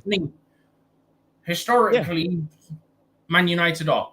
Spurs are not, whether historically or otherwise. What do you mean they're not? United now, people classify them to be a very big club because of the fan base, because of the money they have. Tottenham Hotspur, look at the stadium. United Stadium cannot even compare their stadium to Tottenham Hotspur Stadium. The facilities, what they have in their stadium. And they are a big football club. It makes them a big club, not trophy alone. Hold on. No, I'm going to back you up, Nee. I'm going to back you up with something, Nee. I'm going to back you up. I just want to ask Steve here. I want to ask Steve. In terms of revenue, they're a big club. In terms of their history and what they've done, they're not a big club. Revenue-wise, sure. All right, yeah. So you're trying to narrow it down to the revenue. I'm just saying they're a big club because of the kind of stadium they have and then the fan base. They're a big club. But if you want to go money-wise, maybe United have more than them. Money, they have money too. But maybe the trophy is where we're going to narrow it down. Okay, what do you think is making them not a big club? Okay, they don't have enough trophies. Fair enough. But they have money. But that's what I'm saying to you. Historically, they're not. There's a reason I'm stating historically and currently they're not outside of revenue. Does it go by trophy? So then, Steve, does it go by trophies or is it just? Is it because you think Tottenham ain't big enough club because of the trophy system, or is it to be the fan base? Why don't you think Tottenham are a big club? I mean, I'd argue Tottenham don't even have that big of a fan base anyway. Look, the thing is, I hate Tottenham off my guts. I don't like to say Tottenham is a big club, but we have to say they are a big club, and they've got more fans than Chelsea. No. I guarantee they don't. I guarantee they don't. We have 42 capacity at our bridge, of Chelsea fans. That don't mean they've got more fans. They've got a bigger. They have more fans. They have no. If you've got a bigger stadium, no, they don't. You've also got to equate there's rules. I can't remember the exact amount. There's rules on how much. Let me give you one example. Let me give you one example. 2 seconds, right? Yeah. There's rules, if I'm not mistaken, there's rules on a percentage of capacity that has to be given to away fans, which is one factor in itself. 2, if Chelsea built a stadium, that was, I don't know, I think I read somewhere Chelsea have a massive queue for season tickets, If Chelsea wanted, they could probably build a stadium that's like 70,000 and sell it out. Not joking. Like, genuinely, right? Chelsea have a bigger fan base. Chelsea will have more people going. Just because Chelsea have a smaller stadium by, 18 or 19,000, and Spurs are able to get those 19,000 in if you include the away fans, it don't make them a bigger team. They were just in an area where it was easier for them to build, whereas Chelsea aren't. That's why Chelsea had so many issues with how much they can build at the Stamford Bridge site and having to try and find alternative sites to build a bigger stadium. That's the whole issue. It's not Tottenham have a bigger stadium, so they're a bigger club. So is Arsenal like rolling, and then let's pedigrate like the Arsenal. Arsenal are a big club. I'm not saying Arsenal say they're bigger than us because they've got bigger fans than us. But the thing with they just compare their stadium. They don't compare out the world. They compare their stadium to be bigger. They have bigger fans in the stadium than Stamford Bridge. But I don't say Arsenal are a bigger club. I don't say they're a bigger club because yes, fair enough. They probably won like back in their day prime like trophies, but they're not bigger as in a capacity of us. We have probably over so billions of worth of Chelsea fans. It's like Man United, yeah. They might have a big stadium capacity, but they have a bigger fans out the base world than Tottenham and anything. But we can't say Tottenham ain't a bigger club because Tottenham. There's loads of Tottenhams out there, Tottenham fans in the world, yeah. I hate to say I hate Tottenham to my guts, yeah. Right, Tottenham. I don't like Tottenham and I don't like Arsenal. They're our rivalries, Chelsea rivalries, right? That we hate a passion, right? But Steve, we have to say Tottenham are a bigger club. That they are because you got because I'm just gonna quickly say last thing. Can I just quickly say last thing because Steve, yeah, you've got to understand when Heung-min Son was at Spurs, the whole world, yeah, that's why Tottenham are bigger fans because the whole world of Son. That's the priority. That's why they are a big club. Dan, if you see the whole world, we disagree. Maybe you can see the Asian supporters of a lot of them went to Manchester United. I didn't know Heung-min Son until he joined Tottenham Hotspur. So if you see the whole world, I knew who Cristiano Ronaldo was from Lisbon before he joined. But I didn't know Heung-min Son. Need to help your. Everyone knew Heung-min Son. Everyone knew Heung-min Son. I didn't know him. Wrap up soon, yeah. Because we got to wrap up soon, yeah. To sort of help your point on the whole thing about arguing the whole world thing, yeah. Then you can make the argument, well, Chelsea had Drogba and Kalou and all these African players, right? Then you've got Cole Palmer, who we know how well he's known across the world, right? Like Palmer now. But back in the day, you had all these African players, right? From like multiple different countries, right? Do you get what I mean? So to say, yeah, because of they've got one player in Son. But South Korea is a bigger country than South Africa. Steve. Thank you. We're gonna move on from that. Dan, the argument is not really helping us here with this. Thank you very much. Okay. More from you guys. It's a rich money maker. Just in all. Man United, the Man United players are refusing to play ball. Brighton will not be selling the midfielder to them. LOL. That's what he just said here. Laugh out. Man United need 100 million sales to have a chance to buy Brighton midfielder Baliba. Yeah, I'm sure Scala will jump in here in a second and react to it. Spurs are not a big club from Anthony. Chelsea are a big club to Spurs. We are just we are joined with Arsenal with 30 trophies. No charity shields included from Rich Moneymaker. Right. Okay. Yeah, two more here on the internet. We Chelsea are bigger than Arsenal. Arsenal and Spurs to search on Google from Rich Moneymaker. Is saying if you go on the internet will give you different numbers. But I don't even. What I was going to say is I've been in, an African continent many years, and I haven't seen a lot of people even with Spurs jersey. All I see a lot of United, Liverpool, Arsenal, Chelsea. Who else? I've never seen anyone. I've seen the Barcelona and the Real Madrid. Never seen anyone wearing a Tottenham Hotspur jersey before. But yeah, but I'm only balancing with it. We know Tottenham not a bigger club. We know Tottenham ain't a bigger club. I was just winding you lot up. It's Everton a big club. It's Everton a big club, but they have a big stadium. Everton don't have a huge stadium. They don't have a huge stadium. How big is that stadium? Yeah, they do now. What? Now you're talking about now. We're talking about before. The stadium they've never even played there before. They play friendly match, not official match. You get what I'm saying? Their stadium now official. is like 53,000 for the record. Yeah, 53,000. More than us. It's just 10,000 bigger than Stamford Bridge. Just 10,000. Their old stadium was 39,500 roughly. Yeah. Yes, it was. But now the new one's around 53, all right. 500. But anyway. All right, so we're going to leave it to the panel to react before we move on with the Disasi and then our prediction on the final, the Super Cup final. Scala, anything you want to react to what we're just discussing? I'll take your 2 cents on it. Yeah, just about Tottenham. For me, I mean, I'm not from England, but for me, they are irrelevant. I don't consider Tottenham as a big club. They're a big club. They're a big club in London. Same as Newcastle. They're a big club in Newcastle. Everton is a big club in Merseyside. That's about it. I don't consider them as a big club. When I say if you ask any fans outside of the Premier League, whether it's La Liga, Bundesliga, or Serie A, and you tell them to name 5 big English teams, I can bet you most of them will not name Tottenham. They're irrelevant for me. And they have won 1 trophy in 20 years. How can you be a big club? Yeah, you have a big stadium, you have a big fan base, but you're not a big club in terms of like winning stuff. You don't have a big legacy. I mean, Sunderland have a bigger stadium than Chelsea. Are they a bigger club than Chelsea? I mean, come on, man.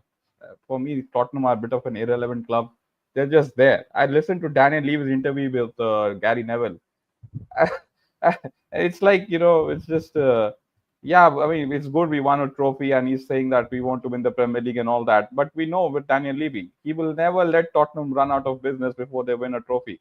Chelsea and all these clubs, they will sell their women's team and all those kind of, under-table dealings to be successful. But you can't expect Tottenham to do that. They're very much like a business, well-run club. That's good. They have like the 7th or 8th largest wage bill. It's a very well-run club. I have to give that. And they have a beautiful stadium. I don't know, and they're not for fans outside England and outside London. No one cares about Tottenham like that. That's literally my 2 cents. Thank you very much on that. Let's hear from Makim. Makim, what's your take on these? Who is bigger, and that we were just talking about. Let's get your 2 cents on it. Hear from Chels up the Chels, always the Chels, and I'm just waiting for the Disasi topic, man. All right, thank you very much. Let's go on, DJ. DJ, over to you. 2 cents on it. What's that, bro? Sorry, the club thing. What, the Tottenham thing? DJ, you're not here. DJ, you're not here with us. Nah, bro. I'm sorry, man. I got nothing on. I got nothing to say on it, to be honest with you. You did not hear. Is Tottenham a big club, DJ? DJ, I told them a big club. Disinterested this topic is, man. No one cares about Tottenham. Yeah, no one don't really care about Tottenham. That's why it's just going in one year and going out the other year. Yeah. We move on from there. We're gonna talk about this. Bring the Disasi topic off. I don't have that on my table here. On my list. It's not part of my list.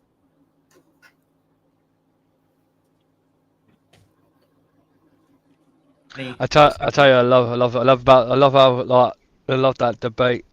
Skylar, man, big ups to DJ, Steven's not there. Steven, you there? Yeah. Go for it then. What? You had me?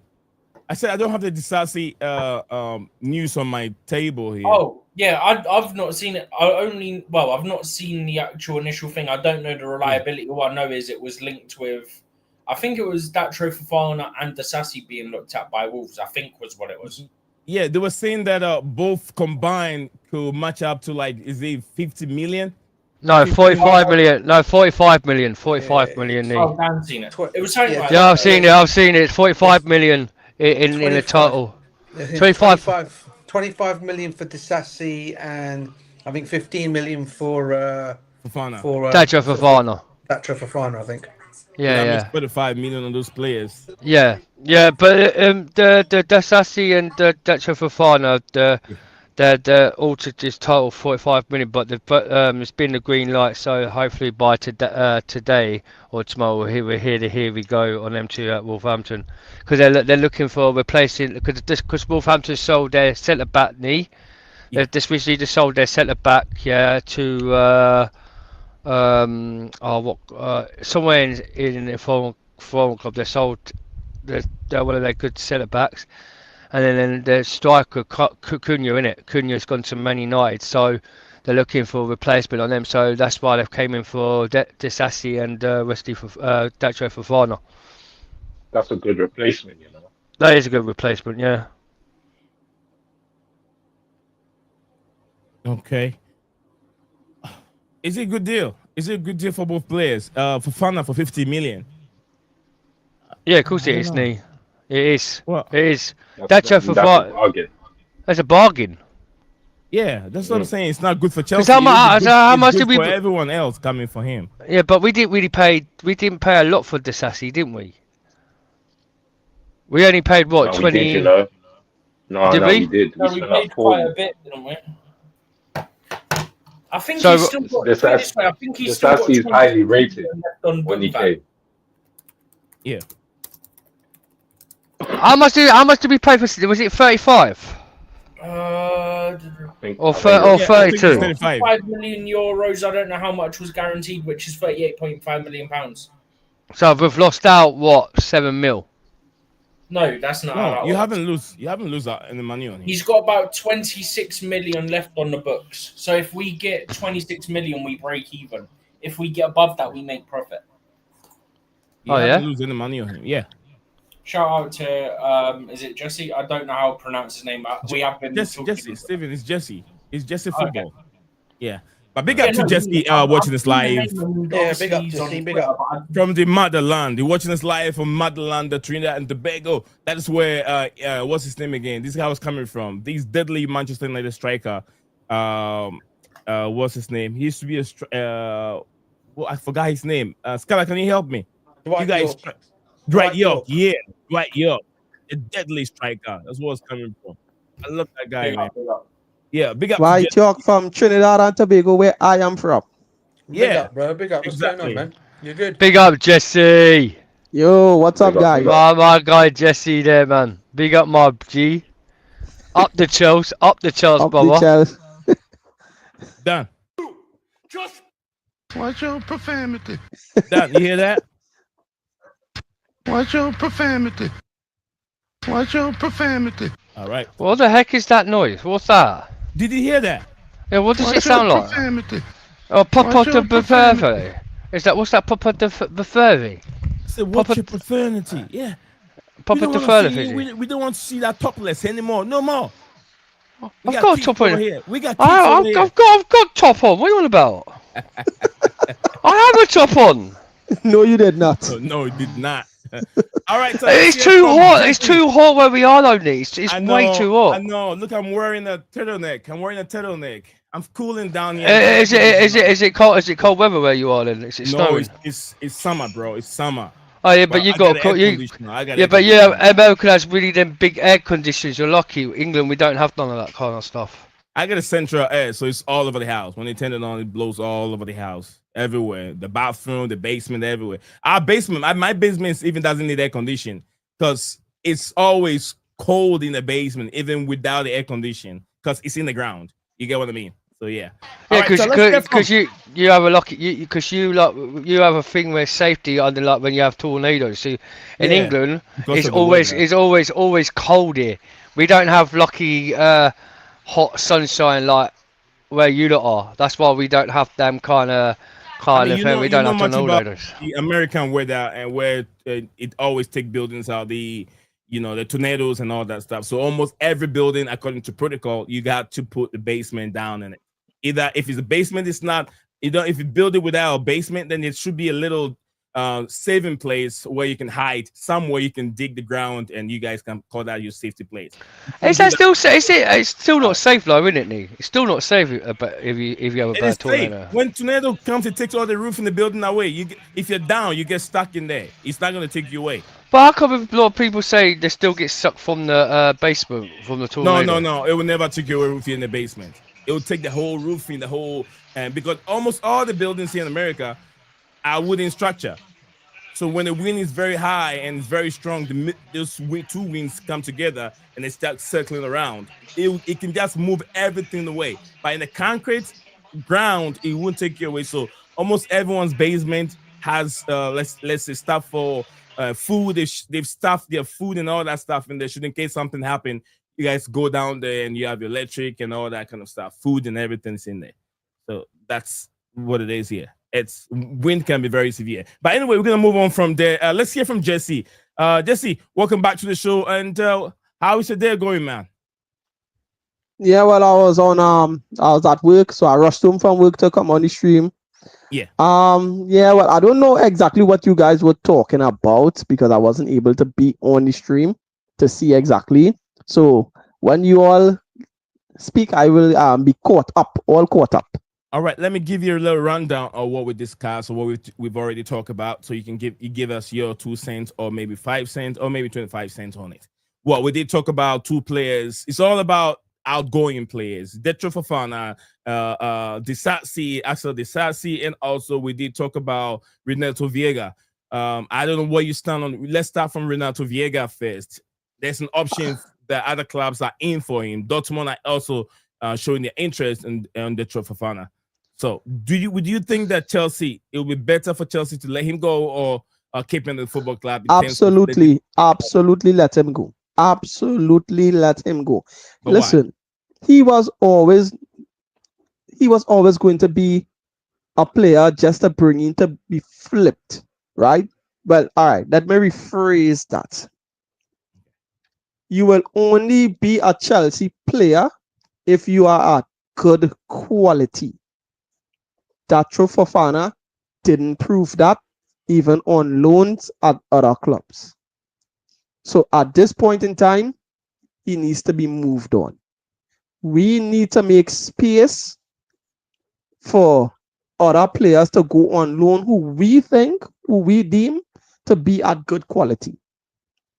So that should answer your question there. We can't keep loaning out players that we don't think is going to be at good quality. The players that we think, players like Tyreek George, remember we could only loan out a certain amount of players at a time. So if we keep loaning out Datro Fofana and whoever else, but we don't think they're at good quality, they will be picking up a loan spot. So we need to sell these players, move them on, so the loan spot that we could give to players that we think deemed to be good quality, they will get the loan spots. So yes, I agree with you 100%. Yeah, let him. We should sell. We should sell. Okay. And what do you make of the others? Datro Fofana, asking fee is 15 million, and I think the other with 35 million on Disasi, making 45 million in all. Are you on for that? If we get 15 million for Datro Fofana, take it and run so quick. Get that bag with that money and run with that, because what has he done? What has he done? I can't even remember how much we paid for him. Axel Disasi, same. I will say the same, right? If we get 25 million for him, I think we might take a loss or we might just break even. Take it. We need to keep these spots open for the players who we deem to go out on loan and come back if we need them in the team in the future. Now, what I would say about Renato Veiga is he could play left center back. We have a situation right now.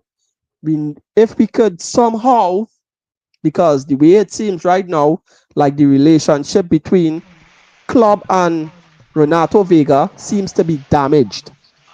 If we could probably find some way to reincorporate him into the team and let him play left center back for next season, I think that is the best direction to go.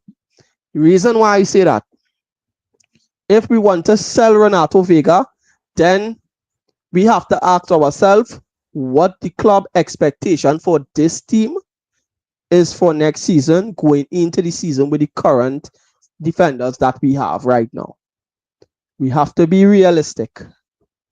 if we are looking to go all the way for Champions League and Premier League and all those stuff, then we need to bring in centre backs. We need to bring in centre backs. We have one there in Renato Veiga who could play left centre back, reinstate him into the team, and let him do his thing. And let's see what goes from there. If we set our boundaries like we just trying to pick up 1 or 2 cups, and just probably trying to be back in Champions League, make top 4, then okay. The current crop of defenders, no problem. Then sell Renato Veiga as well. Well, mate, sorry. Thank you very much, JC, on that. Dan, jump in. What do you want to say before I go? Just before the Datro final, it's good that we're taking 15 million because we only paid 13.15 million for him in euros, so it added as 10.93 million. So we're making profit on Datro Fofana, so an extra 5 mil on top for Datro Fofana. Disasi, we paid for Disasi as well. It was actually 23 euros million. I think it could have been like about 35 million euros or something like that. You could check it. Yeah, you could check it. I've already checked it. Right. Richly, we roughly paid 32 million for Disasi. So if we paid 32, roughly round we're like what they want 25 for Disasi. So we've put a bit of profit on it, but we've lost a little bit on him, and that. So, but yeah, that's it. I think it's good for both. But at least we're making profit on Datro Fofana, but we're going to lose out on Disasi. So it works both ways. So we're making profit on Datro Fofana for 15, because we only paid what 10. What did I say? 10.93 million for him. Yeah, so we made So we made a deposit on that. We made a bit of profit on him for 15 million. Then the less on Disasi was 26. So we're like, but we don't care anyway because we made a lot on a transfer market with all these players. So. All right. Yeah. Thank you very much. I just go ask Jesse quick. I just want to ask Jesse a question. Rich Moneymaker, thank you very much for your comment. It says breaking news. It's a buying offer 60 million euros plus bonuses and sell on clause for Nick Voltman. But Stuttgart rejected it, demanding 75 million euros. A price. It says a price Bayern won't pay for Stuttgart. Rich Moneymaker said that he said Christopher Nkunku next for us. Yes.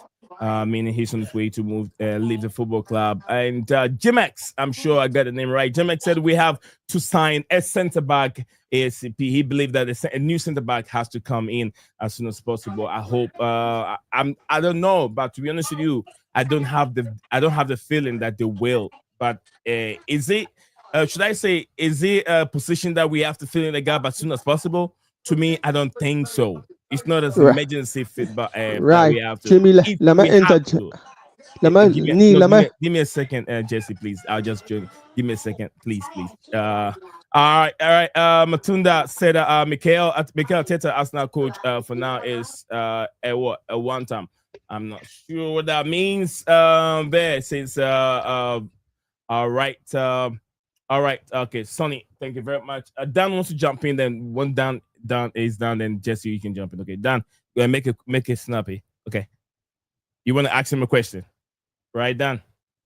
Yeah, I did. I just put something in a private chat. It was 40 something million on Disasi. We paid 38.5 million for the guy. It was one onto the white transfer thing. Yeah, just asking. I just want to ask Jesse. I had to hop off for a second. Yeah, okay. I just want to quickly, Steve, before you go, just want to ask Jesse something. Jesse, as the board, yeah, we were just talking about after a few weeks ago about Tottenham, other clubs, right? On the borders of the club, do you think Tottenham are a bigger club? Oh, Dan. I thought you move on from this thing. Why did you do that? No. Just want to ask No, Jessica. no, we're done. Wait, We're done. wait. We're Bigger moving on club, Let's get to the Disasi. bigger club than who? Chelsea. No. Are there not a bigger club than No, we Chelsea? had But the are there a big club? Are there a big club? Is Tottenham a big club? In done. terms You wanna of run the show? I'll let you run the show. We're not talking about this. No, because Wow. I was because I was sticking up for you, Neil. I was sticking up. No, I'm not going against not you. for me. We're not Why are discussing you this so bothered anymore. about Tottenham? Bringing it back Bro, to this the- Why was are a you so topic bothered like about Tottenham? 15 minutes ago. No, because I just want to ask Jesse. If he thinks Tottenham a big club. in all right. So what I would say, there is this top six, so-called top six clubs in the Premier League. The reason why Tottenham is considered a top six club is because based on finances. Based on finances, and finances is where a lot of teams could spend the most, so where now they could be sustainable in either the top six or the top four. That is how that came about. I don't know if I'm right. I could be wrong, No, but you're that is right. how that came. That is how that came about. Because No, you're right, realistically, mate. You're right. Tottenham wasn't. We always knew about our top four team, especially in the 2000, where it would have been Chelsea, Arsenal, Manchester United, and Liverpool. Those were the original top four team, especially in the 2000s and the 2010s. But obviously, Manchester City came into the fray and disrupted that. So they ultimately just named it a top six.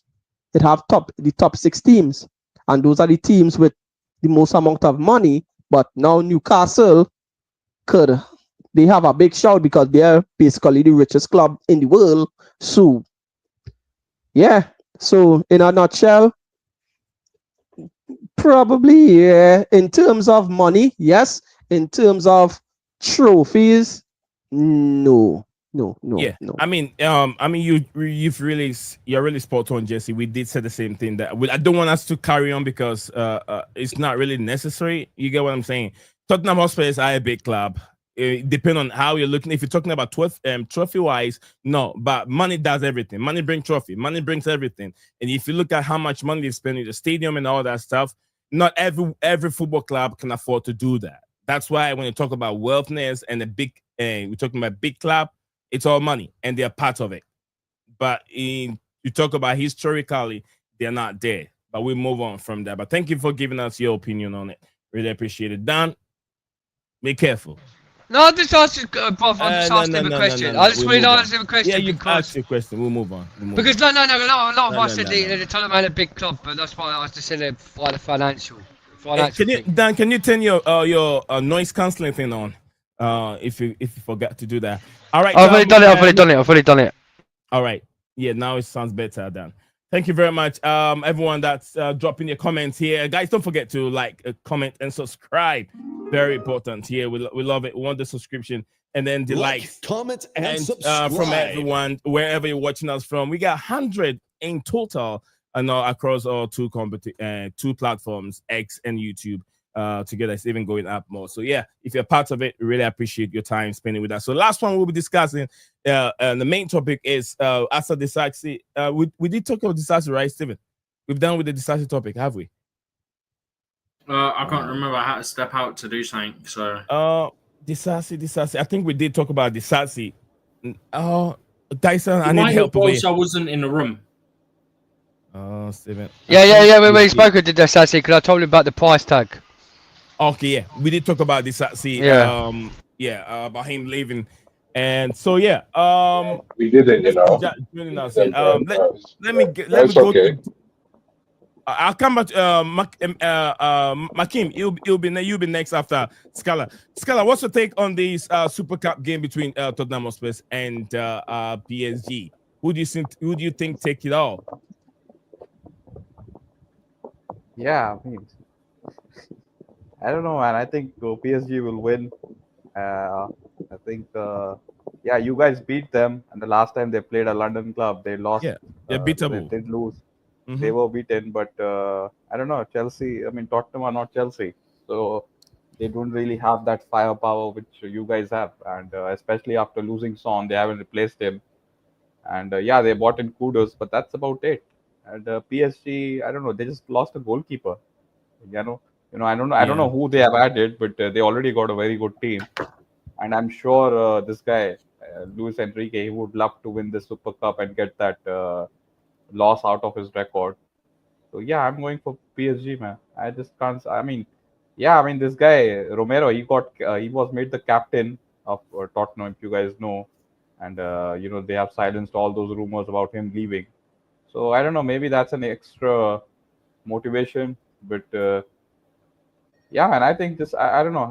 I'm just going for the obvious. I think PSG will win. I can't see Tottenham outscoring them. If I can put it that way. Yeah, PSG for me. Don't forget the same. People say the same thing when Chelsea were going to play them. There's no way. Yeah, They but said you can't 7-0, compare 8-0. Chelsea's attack to Tottenham's attack, man. Look at the players you guys have. You guys had, and look at your defense. And no one give us a dog chance to play against PSG and even think we can even win and score a goal. They said 7-0, 14-0, 15-0, 15.5-0, and all that stuff. So I don't know who said that 15-0 and all that. I think 15.5-0, crazy. Yeah, 15.5-0. AFTV, Pundit, ESPN, everywhere. No one give Chelsea a dog chance. I'm the one who predicted 3-0. Yeah, facts. No one ever go. The whole social media and Wildful fans and all everywhere. Everyone didn't. Everyone said Chelsea was going to get battered by 15 to like something like all that scores. Now, where I will agree with him, why I would also say PSG, right? Couple things, right? Tottenham finished 17th in the Premier League, right? Tottenham, that Europa League that they won, we have to be realistic. The Champions League formation changed over. So a lot of teams who finished like third in the group stages or whatever would have fell into the Europa League. So it would have still been up to a certain quality. That was not the case last season. So a lot of teams, Tottenham and Manchester United as well, they found it easy to win to be in that final in that Europa League. So happened Tottenham just win. That was basically a fluke. Let's be all the way clear. Right? Nah, Jesse, we can't. They still beat Man United. We can't make an excuse, mate. No. Can't make an excuse. But they beat Man United. Listen, it was a fluke. Look where the two of those teams finished in the Premier League. They had poor seasons. Even if Manchester United had won, it would have still been a fluke. Both of them being in that Europa League final was a fluke. Let's be real. Okay, so Jesse. Let's be real. Let's be real. How's the fluke? How's it a fluke? How's it a fluke? No. Now here, listen to what I'm saying. Everybody get a chance. Listen to what I'm saying again. You all remember the Champions League formation changed, right? So the teams that was when it was just basically like a group stage where it would have 4 teams in each group, and the third place team who didn't qualify to go in the round of 16 would have fell into the Europa League. That is not the case anymore. So it would have still have top quality teams from the Champions League to go into the Europa League. That is not the case. That is not the case. What you have, man. That's not our problem. That's not. Now here's what I'm saying. Okay, let's be realistic. Yeah, let's be realistic. To the final and we won all the games. We lost. Let's be realistic. Yes, but who did you play? Yeah, that's not who did you play? Okay, no problem. No problem. You have to be equal. No. Here's what. No problem. No, they literally got knocked out by Lyon. They literally got if Lyon didn't go down to 10 men, Jesse, they would have got knocked out by Lyon. Yeah, but wait. Yes. Now here's what I'm saying. Logic, you can easily say, oh, Chelsea. So. No, here's what I'm. Jesse, I'll come back to you. I'll come back to you because we did not even get to your 10 and then you jump in. Let Scala, are you done? Are you done get your full analysis down before we move on from you. Yeah, I mean, I don't get Yeah. how is it a fluke? We won all our games. You're saying that the competition was changed, but that's not our problem. We can face only who we got. You can say we had an easier run, all that. That's fine, but we still won all our games. We got into the final legitimately, how it was supposed to be. So how is this a fluke? We lost the final. That's it. Okay. You can say Tottenham had an easier run than us. They had a very easier team to place in the semi-final, but they went to the final either way. That's it. Yeah, you are right. There was a time last year we played Barcelona in the Europa League and we beat them. No problem. Fair enough. Yeah, so when you are saying fluke, it's like we cheated some way and we got some like a VAR decision against us and then we faked it out. That's not how it was. Okay. Let me rephrase that. Well, was PSG a fluke then? Was Jesse? So before you come back in, no, this is what I was getting to. This is what I was getting to, right? The thing about the people we are saying here that if Chelsea, you're basically saying if Chelsea could beat PSG, Tottenham could beat PSG. That is fair. That is fair. Football is on the day. That's my argument. I'm saying football, they can do it. They can upset the the giants of that is Paris. so true. That is so true. Football is on the day. Now here's the difference with Chelsea and Tottenham. Chelsea, we already see Chelsea was building momentum at the tail end of last season. Tottenham wasn't building any momentum. Again, you all finished 17th. You all have a new manager, new players, and this guy is still trying to implement his way of playing. PSG has a stable way of playing. They are current European champions. I think they won a treble. They have a solid way of playing. Tottenham is still trying to find themselves under Thomas Frank. You all have a new manager. You all don't even have Postecoglou. You all have a new manager. You all have new players that you all still trying to implement. This is why it's going to be a little difficult. This is the difference between Chelsea and Tottenham. Like, comment, and subscribe. Okay, so Jesse. No, Dad, don't ask the question now. It's too different. All right, Jesse. Thank you very much. We're gonna go to Makin. Come in a second. No, I was just saying. At the end of the day, if you're what's your take? What's your take? Who wins it? What's your take? Who wins? Can you hear me? Yeah, we can hear. Can you hear me? Yeah. Are you sure you can hear me? Can you hear me now? Yeah, we can hear you. We can hear you, Dan. Makin, we can hear you. Look at my thumb. Yeah. Can hear you. No, I was saying that there's no need to characterize it or anything like that because they won what they won, and there's no need to like discredit like a cup. If you get what I'm saying, we won another cup that doesn't seem. Do you get what I mean? There's no need to be going on that. But on the other hand, I just feel like this whole Disasi situation, I don't know why we're acting like this guy is not going to be an addition wherever he's going to go. Every time we try to play a person like him, play him out of position, we haven't utilized him to his best of assets. I mean, at the end of the day, we're talking about left centre back. He's got a powerful left foot. You have a naturally both-footed centre back there. I mean that you could put that to use, and at the same time, it doesn't make sense because we did this with what's his name, that Strasbourg boy. Kendra PS. No, Sar. Oh, okay. As soon as we get rid of Sar, Kobo gets injured. It's the type of thing where we don't have to look out. We have what we need already. Instead of paying so much, use what you have and sell it for a higher bid. Now, when it comes to Tottenham and PSG, I think PSG are going to be ready for them differently. They're going to attack the game appropriately, and they're not going to slack off because of what happened last time on the world stage. Because this is their first time, we have a team that was so dominant. It was classified as one of the greatest of lineups, but they still got beaten, and it took away from the Champions League win. So they kind of out for revenge. And on top of that, the World Cup, the cup that we have, is probably the best looking cup I've seen. It's a very good looking cup.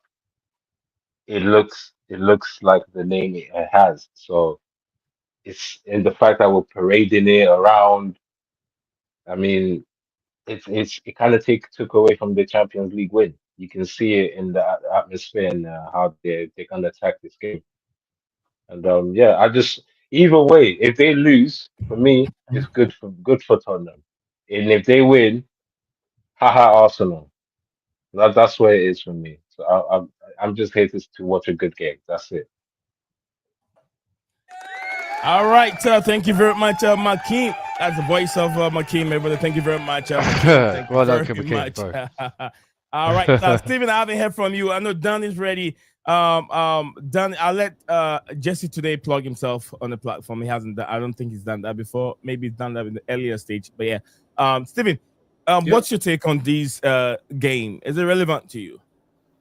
I've not even decided if I'm gonna watch it, to be honest. But I don't really care who wins. Like, sure, if Tottenham win, they're gonna be talking about they've won another trophy. But at the same time, it's another thing Arsenal haven't won. So it's another thing that we can just, like, whenever Arsenal chat about, Trust me, Steve. we've done this, we've done that, we can just go, Can you just leave us but now have alone you for a done day? this? And no, you have not. Stephen, can you leave us now alone for a day? Is there a way No, you have live to keep the hate. No, me. Nah, Arsenal are crap. Arsenal My are point crap. is, Arsenal talk a lot of rubbish, yeah? They I do. totally They're agree. I delusional. totally So agree. that's my point. Go Because in on Arsenal. whenever Arsenal talk, yeah, something always happens, yeah? Every year, Arsenal go, this is our year. We're winning the Premier League. We're winning the Champions League. It's going to happen. Facts. Every Is year. I said on my Twitter, now they got God quest. every year is their year. They're 39 seasons in the Champions League. This is their 40th year. 0 for 39, yeah? Their last Premier League title, oh, mate, it's been over 2 decades. Like, genuinely, it's like 2 decades now, like, and they still go on about it. Oh, but we did an invincible. Well done. Congratulations. But that in itself isn't a title. You won the Premier League title. Going invincible is talk incredible. to me about the game. deserve Talk to plaudits. me about the game. Leave us alone. Talk to me about the but game. I'm making No, but Chelsea women's done the invincibles. But they don't big it up. Yeah. Yeah. So my point is, if Tottenham win, I don't care. It don't impact me as a Chelsea fan, right? It just means it's another thing to banter Arsenal about that they can't comment on, right? That's my point. It wasn't strictly on Arsenal. It was more that for a club that talks a lot, it's another thing they can't talk about. If Tottenham then go and do it, Tottenham have done a Europa League and a Super Cup in, 4 months? Which, do you know what? If they do beat PSG today, a lot of people be writing them off like they wrote Chelsea off, yeah? Let's be honest. A lot of people writing Tottenham off today, yeah? Just like they did Chelsea in the Club World Cup, yeah? Let's It better would spit in facts. be very amusing to me if Tottenham did beat PSG. Because it just goes to show, I mean, Aston Villa nearly beat them in the Champions League. Look how that turned out in the second leg, right? So it just shows you, we say that the French league is a farmers league. If Tottenham beat PSG today, it just shows you the strength of the Premier League. If the team that finished 17th last season, all due respect, that's a fact, yeah, go out and they beat PSG, and if they do it comfortably, even more so, to go, well, it's all well and good. Like, yes, you won Champions League last season, but you had a lot of struggles in that last season, especially against English clubs like Aston Villa, right? So it's another nail in the coffin of it's a farmers league in Ligue 1, right? That's kind of where I'm going with it. I don't care if Tottenham win. It's a Super Cup. I'm not massive on Super Cups. Like, sure, I'm a Chelsea fan. We've won it a couple times. Yeah, great. Yeah. But it'll be a good game, though. It'll be a nice game. I'm not going to go, yes, we got Super Cup. So I don't care if what's the scoreline? What's the scoreline, Steven? 1-0. 1-0 PSG. 1-0 Spurs. Wow. 1-0 Spurs. He believe that Spurs had a chance in it. Let's see. I don't see it. That's I don't 8 for see you, it. man. No, but do you know what it is though? For Think Spurs about to it, keep a João clean Neves sheet, can't play, yeah? not happening. João Yeah. Neves can't play. He's suspended because FIFA jumped in on that one, yeah? Yeah.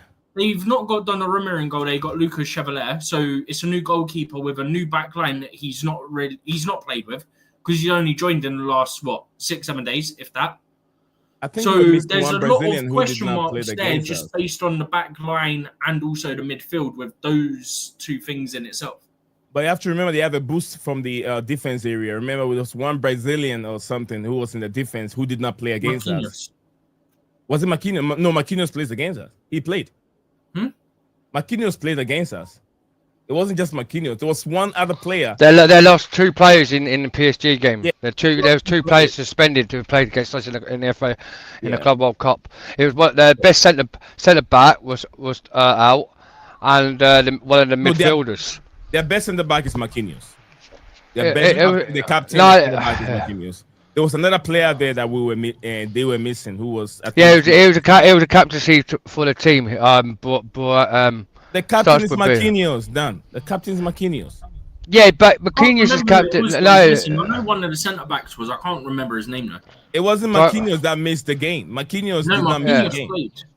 But is it Bob? Flipping out. Starts with B. That's enough. That's enough. I know where you're going with these names. I know where you're going with it. So it starts with B. I don't know. I can't pronounce his name. Yeah, I know, Dan. That's why I don't want you to try it. I know where it's going to end. Get their lineup for today up. Just give me 2 All right. seconds. JC was asking Scarlett a question, but we couldn't get it. I couldn't get it on the stream on time. But thank you very much, JC. I've shoot the message to him. I've sent it to Scarlett. Hopefully, if he can join back, and then let's get his takes on it. Since my concern is that Thomas Frank loves long ball, set pieces, football. This is another Paco, wasn't it? Or Pacho, whatever it is. Yeah, Pacho. Yeah. That's so where did you get beef from? I don't know. That's why I told no. There was Pacho. It was midfielder. Pavard. Was it Pavard? No. It wasn't Pavard. Pavard is a centre back. French centre back. You know Dan very well. I know. Oh yeah, Dan. It's not just you. It was Hernandez. He don't know me very well.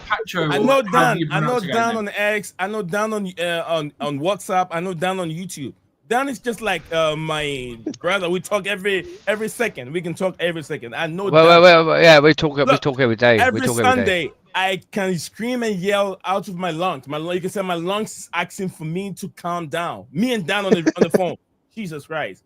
DJ will tell you we'll get a popcorn now because I tell you Jesse, it's not Jesus but Jesse, yeah. If it weren't for me, she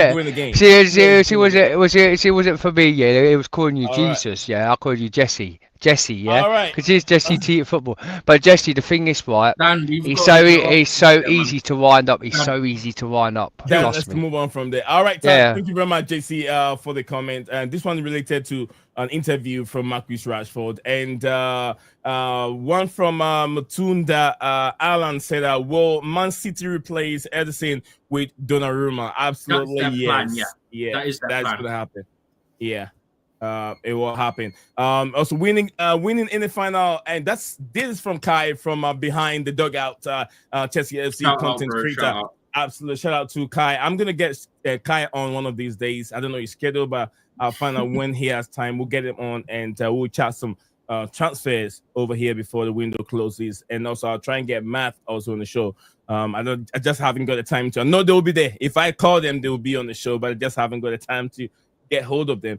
But big up to you, Matt. It says a win in the final and getting to the final is not a fluke. You still have to beat what is in front of you. But this is very, very different game for Tottenham Hotspur. PSG will be strong, I think. That's from Kai here. That's the man in charge of the Behind the Dugout. Thank you very much, Kai, for joining us on the show. But thank you, guys, everyone that keep commenting on our show today, and even being here listening to what the panel has discussed in today's topic. We really appreciate you. Thank you very much. Keep doing it. And don't forget to drop a like on the video.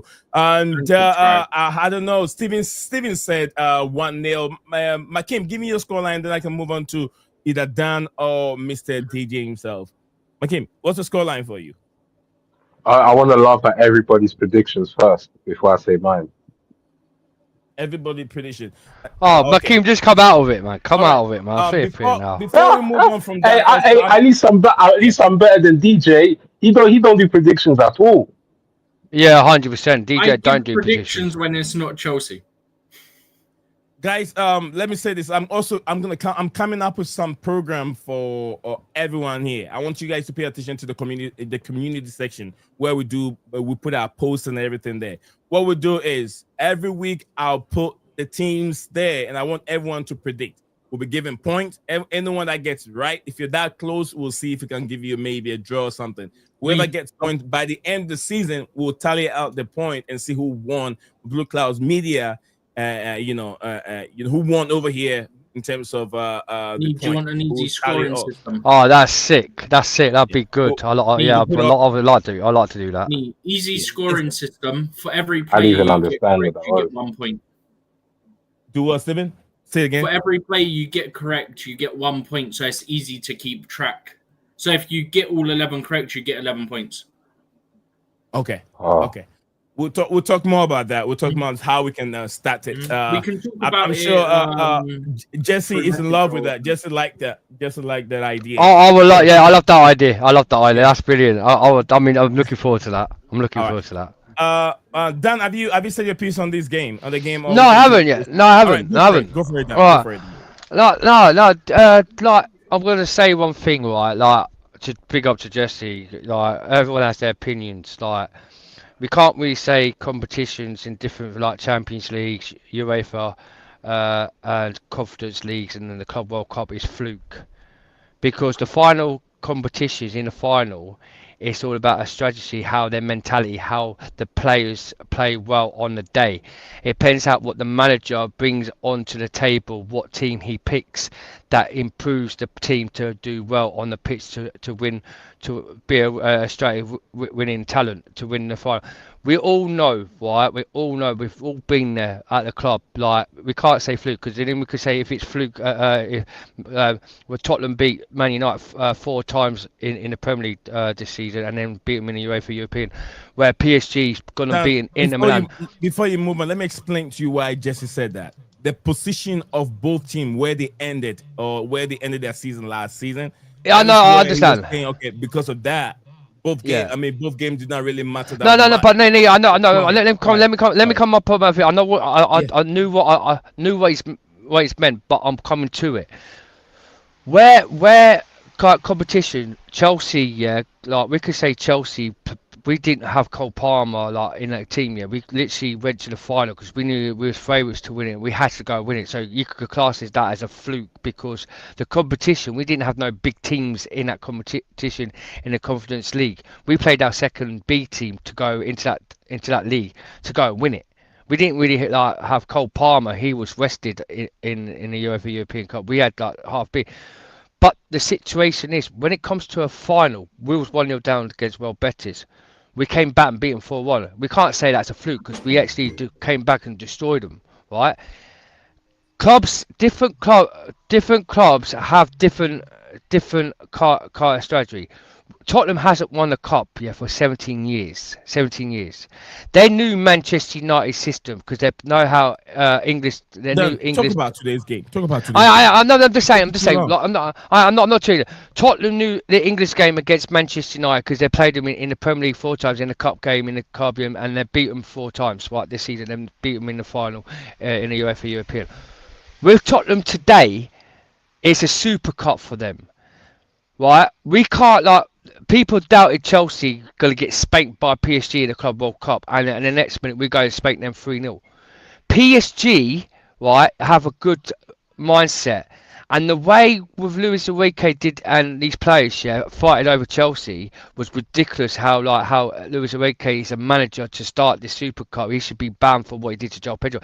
But the same thing is, he's going to still be there for this Tottenham Super Cup game. We want to see a game today that is going to be no aggressive, no violence, and no salty with Luis Enrique and these players.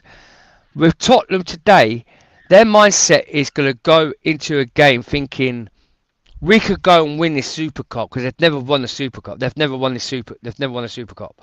Their mindset is today is going to go out there and try and fight. Yes, pre-season people they got battered by Bayern Munich. That's only pre-season. This is a Super Cup. This is where a cup where you're feeling to go to beat a team, PSG, and go try and play in the Club World Cup and try and win a Club World Cup because Tottenham's never done it.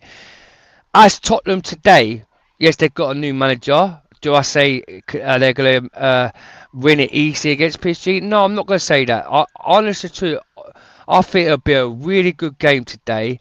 The PSG's team need to hide down the flow of their tempo because we saw it at Chelsea against PSG in the Club World Cup when we scored a goal. The next minute we just see a lot of them fighting on the pitch. They need to. Luis Enrique needs to tell his team to calm down, just play your ball and move on from it. If there's Tottenham score, they score. If you score, you score. Whoever wins on decided to win, just shake hands, because at the end of the day it's a fair game. My opportunity is way I see Tottenham against Manchester United. Yes, it was with Costa and Galleri, right? The Tottenham old manager, Australian, right? Hold on. God, what's his name? Who's the Tottenham's old manager? The Australian manager? I can't remember. Yeah, say his name. I can't. No, cheers. Right, Thank you, Steve. Watching the name. Right. Thank you, Steve. You said it. Okay, What is Steve? Andrew Podju, whatever his name is. Alright, Pozzegoli. This one I don't want to say. That was sharp. But let's move on from that, right? So I'm just gonna call him I'm just gonna call him Ange from Ange, Ange, right?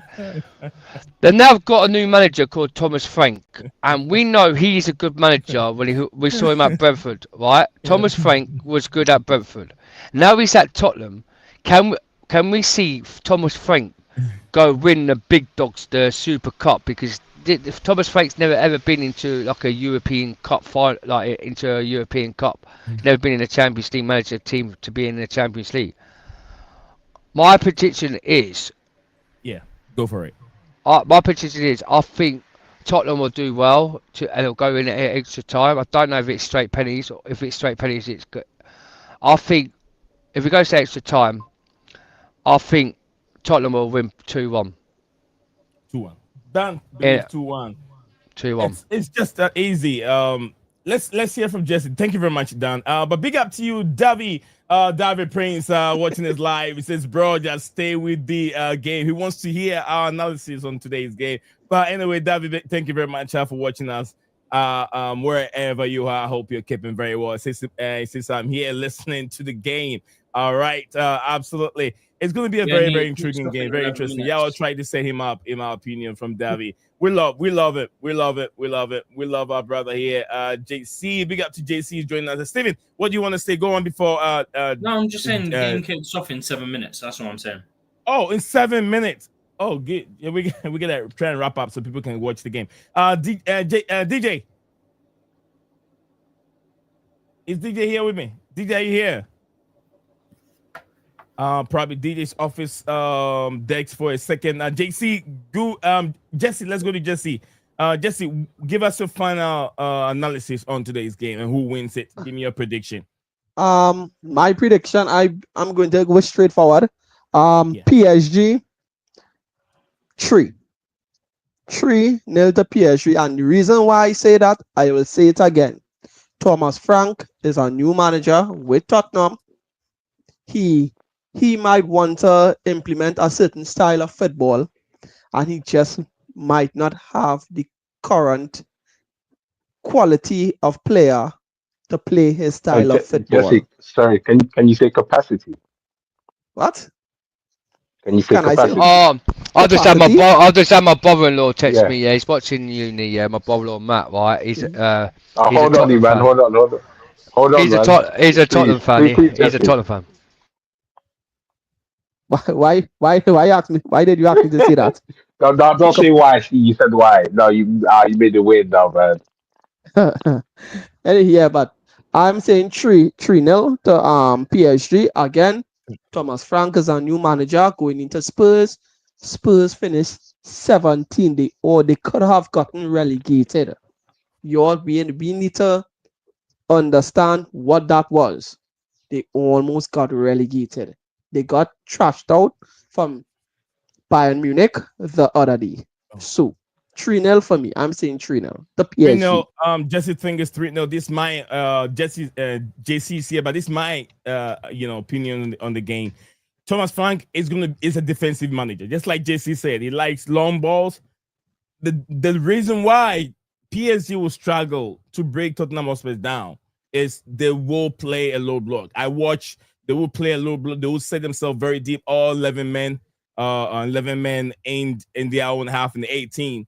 So PSG need to be very quick on the ball if definitely they want to score a goal, because this is a Premier League team. They're very strong, very resilient, and they rely on long balls. Thomas Frank is that kind of a manager, and that will make things difficult for PSG. Definitely, they can score 3 goals, depending on how fast they concede a goal in the first half. Yeah, definitely. But I feel I agree on like that. I agree on that. I'm gonna go with Dan on this one. You know, he made a good point, but ultimately, I think Jesse is correct. They don't have the capacity. It will be too much for Tottenham. It will be a shock.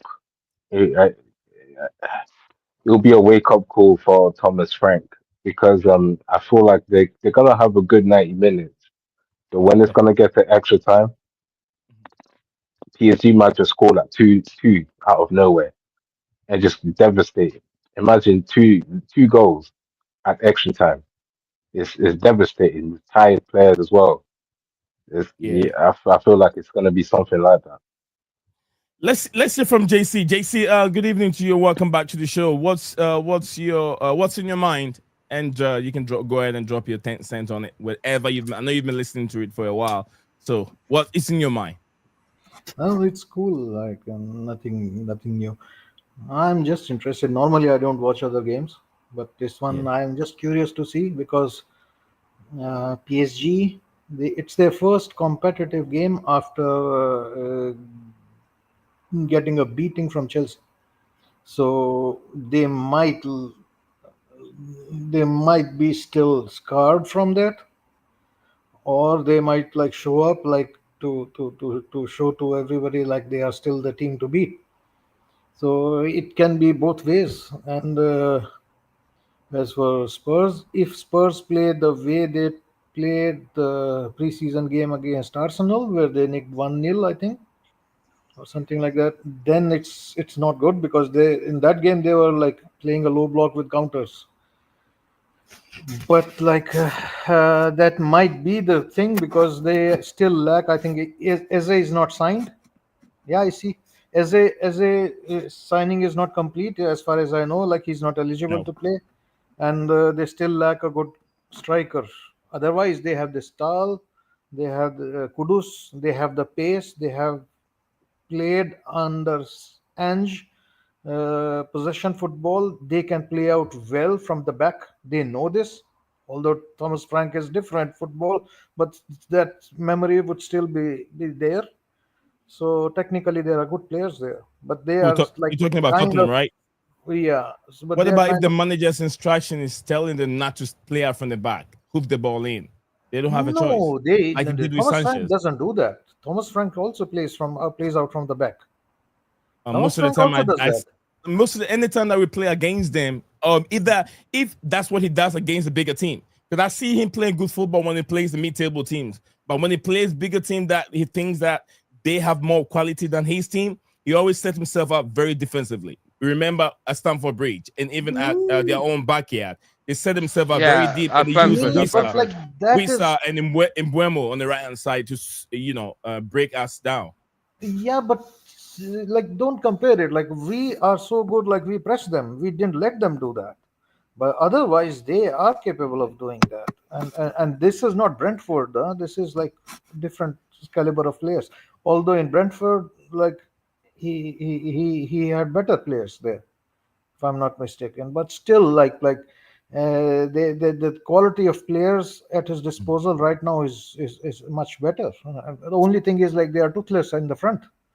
They don't have a really high level striker, and he left Busuma also so.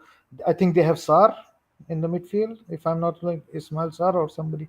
Actually don't exactly remember the full team, but like they have done some good business in the summers. The only thing is they are still not finished doing that business, and the team is still not complete.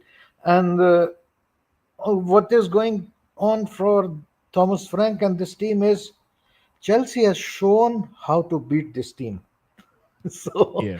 so that's what I want to see out of curiosity. Like, how will PSG play, and like, if will Thomas Frank try the same kind of tactics like Chelsea tried, and will Enrique come up with some solution, some kind of solution, or not? Maybe but still, Enrique loses his head again. yes, yeah. But as they say, like they have been shaken a little bit by Chelsea. So which way they come out in the first competitive match, I'm curious. I mean, if they are still scarred from that loss, do they take it like they have to prove a point, or do they still have this in their minds like uncertainty? Because Chelsea developed some kind of an uncertainty in their minds. I'm going for a high scoring game. I think it will be at 4-1 PSG. I'm going for a high scoring game, 4-1 PSG. I don't think that Tottenham Hotspur has enough in attacking 4-1 PSG. Yeah, 4-1 PSG. I just don't want to see Romero getting another red card. I want to see 11 versus 11. I could respect everything that JC said there, but again, we need to be realistic. We need to be realistic, right? 100%, I agree on Jesse. Nee said something there. He thinks it's going to be high scoring, but if Tottenham really takes a page out of Chelsea's book and play exactly the same similar type of tactic where what Chelsea played, starting the ball over the top from the goalkeeper and having either a fall back or the winger run at their wing backs and pin their wing backs back, that could be the way to get at PSG. But again, Chelsea and Tottenham are two different teams. We don't know if the quality is the same. That is what I mean. The quality that Chelsea have is their goalkeeper is different as well. Is they ain't got different. Donnarumma. Do not have the same quality that Chelsea had. Chelsea have a different quality, a different caliber of player to Tottenham. Yes, they would have bought Mohamed Kudus. Great signing. Great signing. Okay, I'll drop off. The game started, right. I think. Yeah, already. the game. Yeah, guys, let's.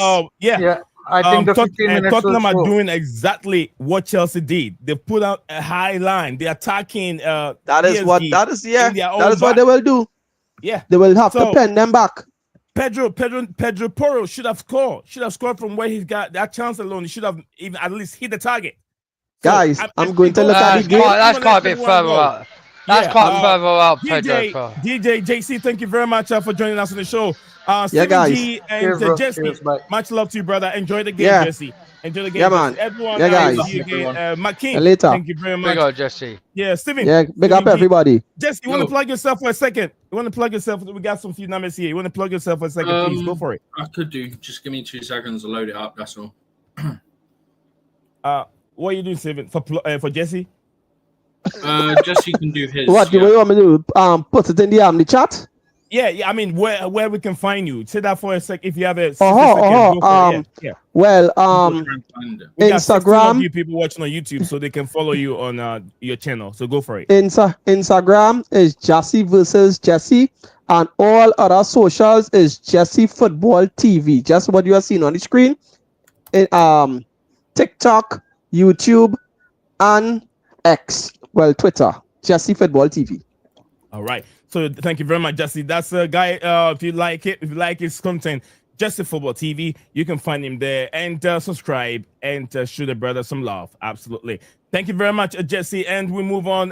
May the best team win today's game. Guys, everyone go over there and enjoy the game. Yeah, Jesse, guys. Stephen G, everyone say adios. Adios. Later. Love you all. Oh, Nee, I Bye, was guys. trying to find the link to his YouTube so I could send it in chat, but I can't find it.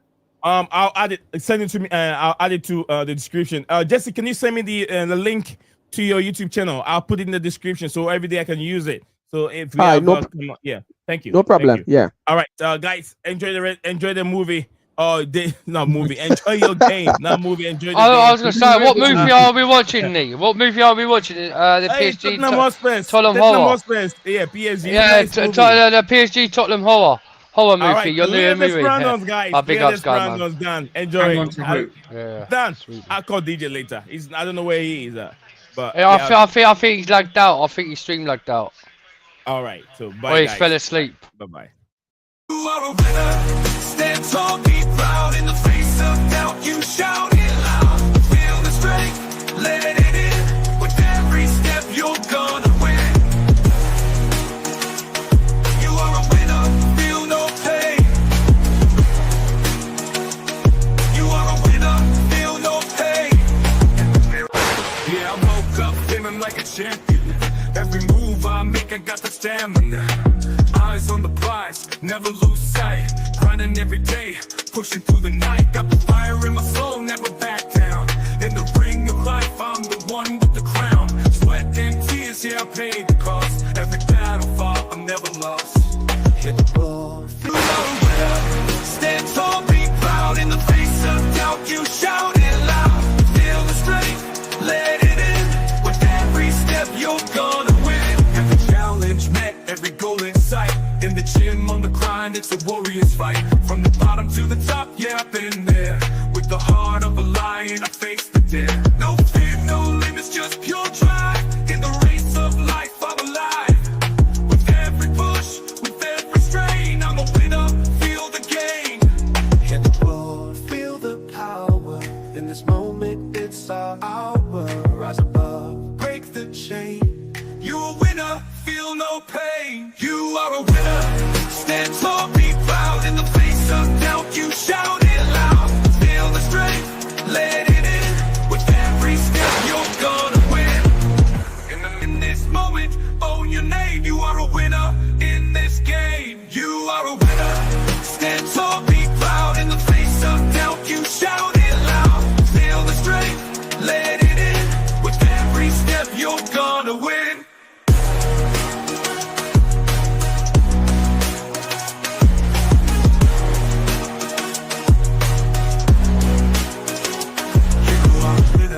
Stand tall, in the gym, on the grind, it's a warrior's fight. From the bottom to the top, yeah, I've been there. With the heart of a lion, I face the dare. No fear, no limits, just pure drive. In the race of life, I'm alive.